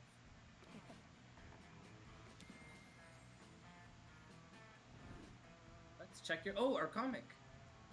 Oh, I can't wait. Finally, the art gang gathers round to pull the pieces of your greatest masterpiece together. Time to see the fruits of your labor. Caught in Your Silk revolves around Bruce, a humble young man who finds himself trapped in the entanglements of high society. It all starts when he is hired by a rich family as their compliment giver. The family is known throughout the region as they have a reputation for the peculiar origin of the riches. Cheating at cards, but like, a lot. All sorts of problems will blossom due to Bruce's humble upbringing as he struggles to learn the ways of the wealthy. His first challenge will be to learn the complex etiquette for drinking drench russing, a popular activity amongst the rich. Luckily, he will be tutored by their family's heir, Sasha. And, lo and behold, educating Bruce will be the seed that blossoms into a forbidden romance. As if that wasn't enough, Sasha is already betrothed to the beautiful Marla, even though they seem to have incompatible natures. Still, Sasha is expected to announce his upcoming wedding to Marla during the biggest social event of the year, the annual Charades Championship. Bruce will need to work hard to earn an invitation to the prestigious event, but little does he know, love is never a simple thing. Oh, that's Yang Yang. How was How has your spring been, gentlemen? Any news or scandals to share? My ears yearn for some delicious gossip. Well, if you consider gossip in the lustful way, in which our friend Sasha here gets lost at the sight of the new compliment giver, I would bet anything that he dreams of losing his breath in that man's strong embrace. Yifeng, I see you found yourself filled with leisure. If you had to turn to my life for your latest entertainment,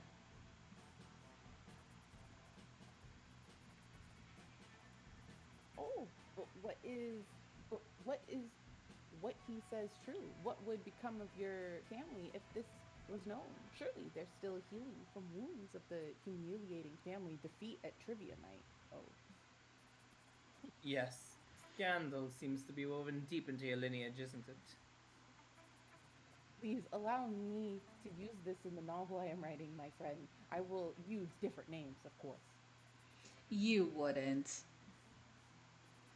And yet, I must admit, my life has been brimming with drama as of late. then I must apologize, for this might make you pour your drink on your lap. I was given this letter last week. It's for you. You might want to read it. Gasp. This cannot be. It's an invitation for me to join England's most prestigious boy band. Another thread to complicate this cobweb even more. Can love ever be a simple thing? Oh, it's me first. You didn't ask anyone to go to the con after party with you. You were just too nervous. What if they said no? What if everyone laughed at you and your pants fell down? No, much better to accept disappointment now than to risk rejection, right? Oh no. Instead of going to the party, you turned into a shoujo anime to fill the lovely void in your heart. The protagonist of the anime is also nervous about rejection, but they learn to accept failure as part of the life that shouldn't stop you from chasing your dreams. Dang, you really could have used that lesson a few hours earlier. Oh no. You finally gather your courage and ask April to go to the con after party with you. You want to go to the party with me?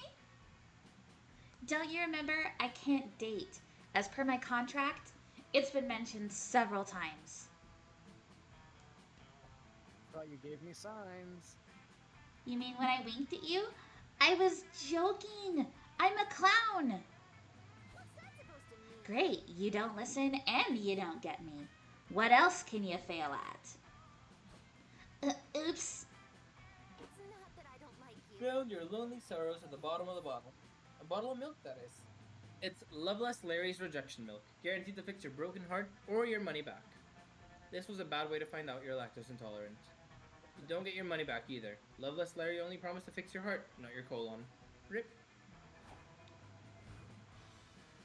Vienna, you finally gathered the courage and asked your favorite vampire dork to go to the con after party with you. Sorry, Vienna, but I'm going to have to decline. I'm busy this evening. You see, me and the others from the WW group have decided to turn a little one-shot into a weekly campaign. I'd love to have you join us if you're interested. Totally. Excellent. Your character was a highlight of the group. Normally I abhorred shenanigans, but somehow, in my campaign, yours felt healing. Au revoir. This session starts tonight at 6. Don't be late. So you ditched the after party to play board games with Liam. Did you really expect this to go any other way? However, when the game ended, one thing that you didn't expect was for Liam to have sex with you. Whoa. Oh my god. That's right. Having everyone's rapt attention on him as a GM must have gotten him all hot and bothered. You're glad you two could share this experience playing games, rolling dice, processing Liam's trauma through the veneer of TTRPGs. That's how all But more than games that, you're glad you got to fuck him in that Angelus costume. Time to cross that off the old bucket list. Jesus Definitely. Christ. You finally gather your courage and ask your favorite villain to go to the con after party with you. Of course I'll go to the after party with you. It's the least I could do. Without you, I never would have won the cosplay Grand Prix. True, you really needed that crash course in being evil. Yeah, I just hope Evil Nico didn't permanently reshape my psyche. Well, even if they did, I thought they were pretty hot. Oh, well in that case, I'll show you how hot evil can really be. The party was great, but the sex afterwards was even greater. Evil Nico may be evil, but they're definitely good in bed. Evil laugh. We got 2 failures and 2 successes. Nice. And 2 secret endings, go. Mm-hmm. Nice. I Hell am proud yeah. of Vienna and Mugi for succeeding. I had hopes for Shock, but sadly the I did Cloaca was too. not the proper response. The cloaca was not the I route. was gonna say the egg is. Before we Yes, knew it it, was. the con had ended. It was just 4 days, but we could swear it felt like an entire lifetime. All sorts of misadventures took place. Entire friendships blossomed, and we ourselves changed as people. The idea of going back to our day-to-day lives made us feel a bit disoriented. Promises were made of not growing apart, and of meeting again soon. Still, we would lie if we said it didn't feel a bit sad to leave all that behind. But as each of us went our own way, we realized that wherever we went, these people would be there with us. And with that came a truth that to this day we hold close to our hearts. That no matter where we are, we belong. It's a thought that still gives us warmth, that makes us feel, once again, young and unafraid. And it reminds us that even as years go by, we will always be ready to start. When you stream, you would not believe what you Oh, the have to credits are deal so with. cute. So many companies treat you like you're robbing like a thief. But you don't have to fear, it won't happen with me. We were meant to trust each other.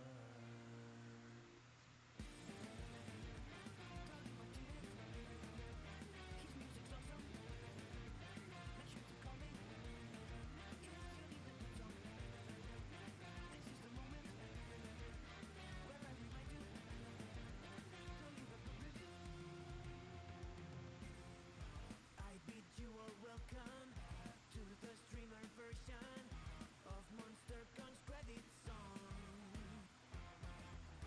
Technically this time I made the other credit song so you can really stream that one. But we couldn't pass the chance to include this thank you, and I'm charging for both songs. So am I to say no? Don't be shy, subscribe and like. 'Cause when you stream, you would not believe what you have to deal with. So many companies treat you like you're robbing like a thief. But you don't have to fear, it won't happen with me. We were meant to trust each other.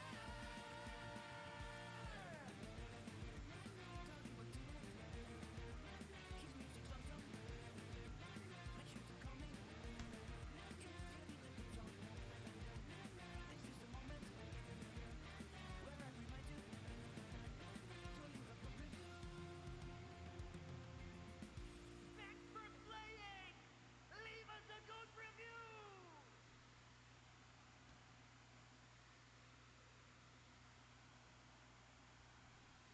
That was very fun. I can't wait for Monster Con 5. This was my first experience playing this, and it's been nothing but great. Every Oh my every game god. they make is a different like type of Install. game or theme. Mhm. So like the first one's a high school, and Yeah, then like Monster the second Prom. one is camp, and Summer then camp. the third one was road trip. Mm-hmm. And now we're on to con, and they're all so funny. That Yeah, is they're all so so good. funny. Yeah, we definitely have to play some others. Oh, Monster please. Camp has my favorite character, which is Milo Belladonna, the sexiest harbinger of death.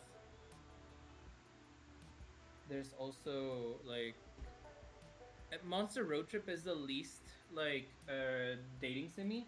Monster Road Trip is more of a like just play around. You can maybe romance like one person. Like if it's four people playing, one person gets to romance someone else, and that's a maybe. It's the only one that doesn't focus heavily on the romancing. But yeah, like look, there's a bunch of different things you can find. For example, here are like the images of everyone getting rejected by April. Oh. Damn. Or getting rejected because you're alone. Oh. Liam's rejections. He just turns into a bat and fucks off. And Zoe's rejection.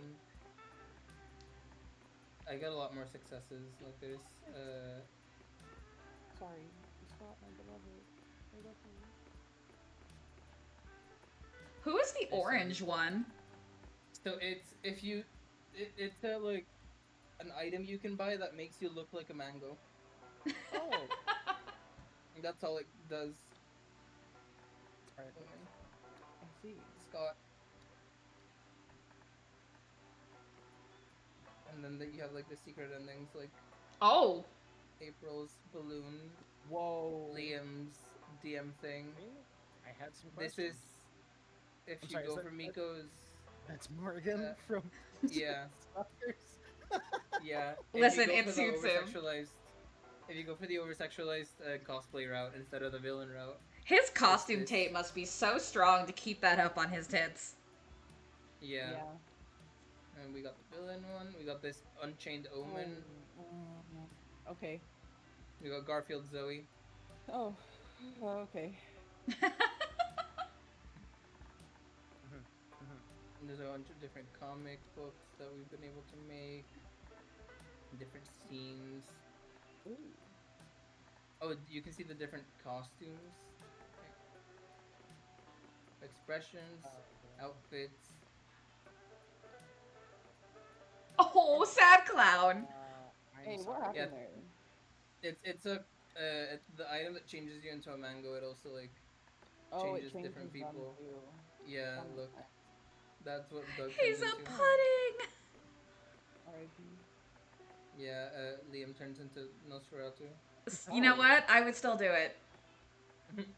Mika turns into just a mimic. okay. Omen turns into an Iron Maiden. Oh, that's messed up. I Zoe Pain. support. turns into a Dakimakura. Oh, that's funny. And there's so many NPCs that we didn't get to see, like the Zoe There cult, is. Yeah. Damien, my beloved. the furry. I don't remember this one. The narrator being sexy. That's like Doug and did everything. It really is. I don't Mhm. like Doug. I didn't finish the Serpentito. story. My beloved. There's so many things. You can Vera, hottest Hang on. woman in the game. Yeah, hang on. She's like I love Vera. 90% leg. My god. Vera's in the first game. Make She's me like, hardest, don't you know what I'm saying?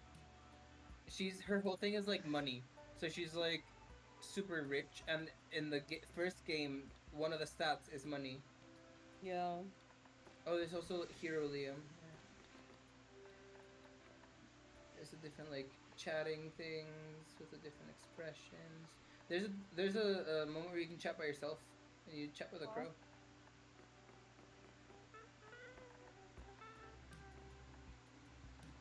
Yeah, this game is just really like you can tell that they put a lot of love into it. I feel like they always do though with Yeah, like their just in monster general, games. yeah. These the developers of Monster Prom, Monster Con, all those games, they put so much love into the games. It makes them feel really fun to play. I could never not speak wonders about these people. So when are we getting together to play the other ones? Whenever I am, as long as I get told like before I make my schedule. So usually like as long as you ask around the weekends, I am usually free. Like my schedules are usually free.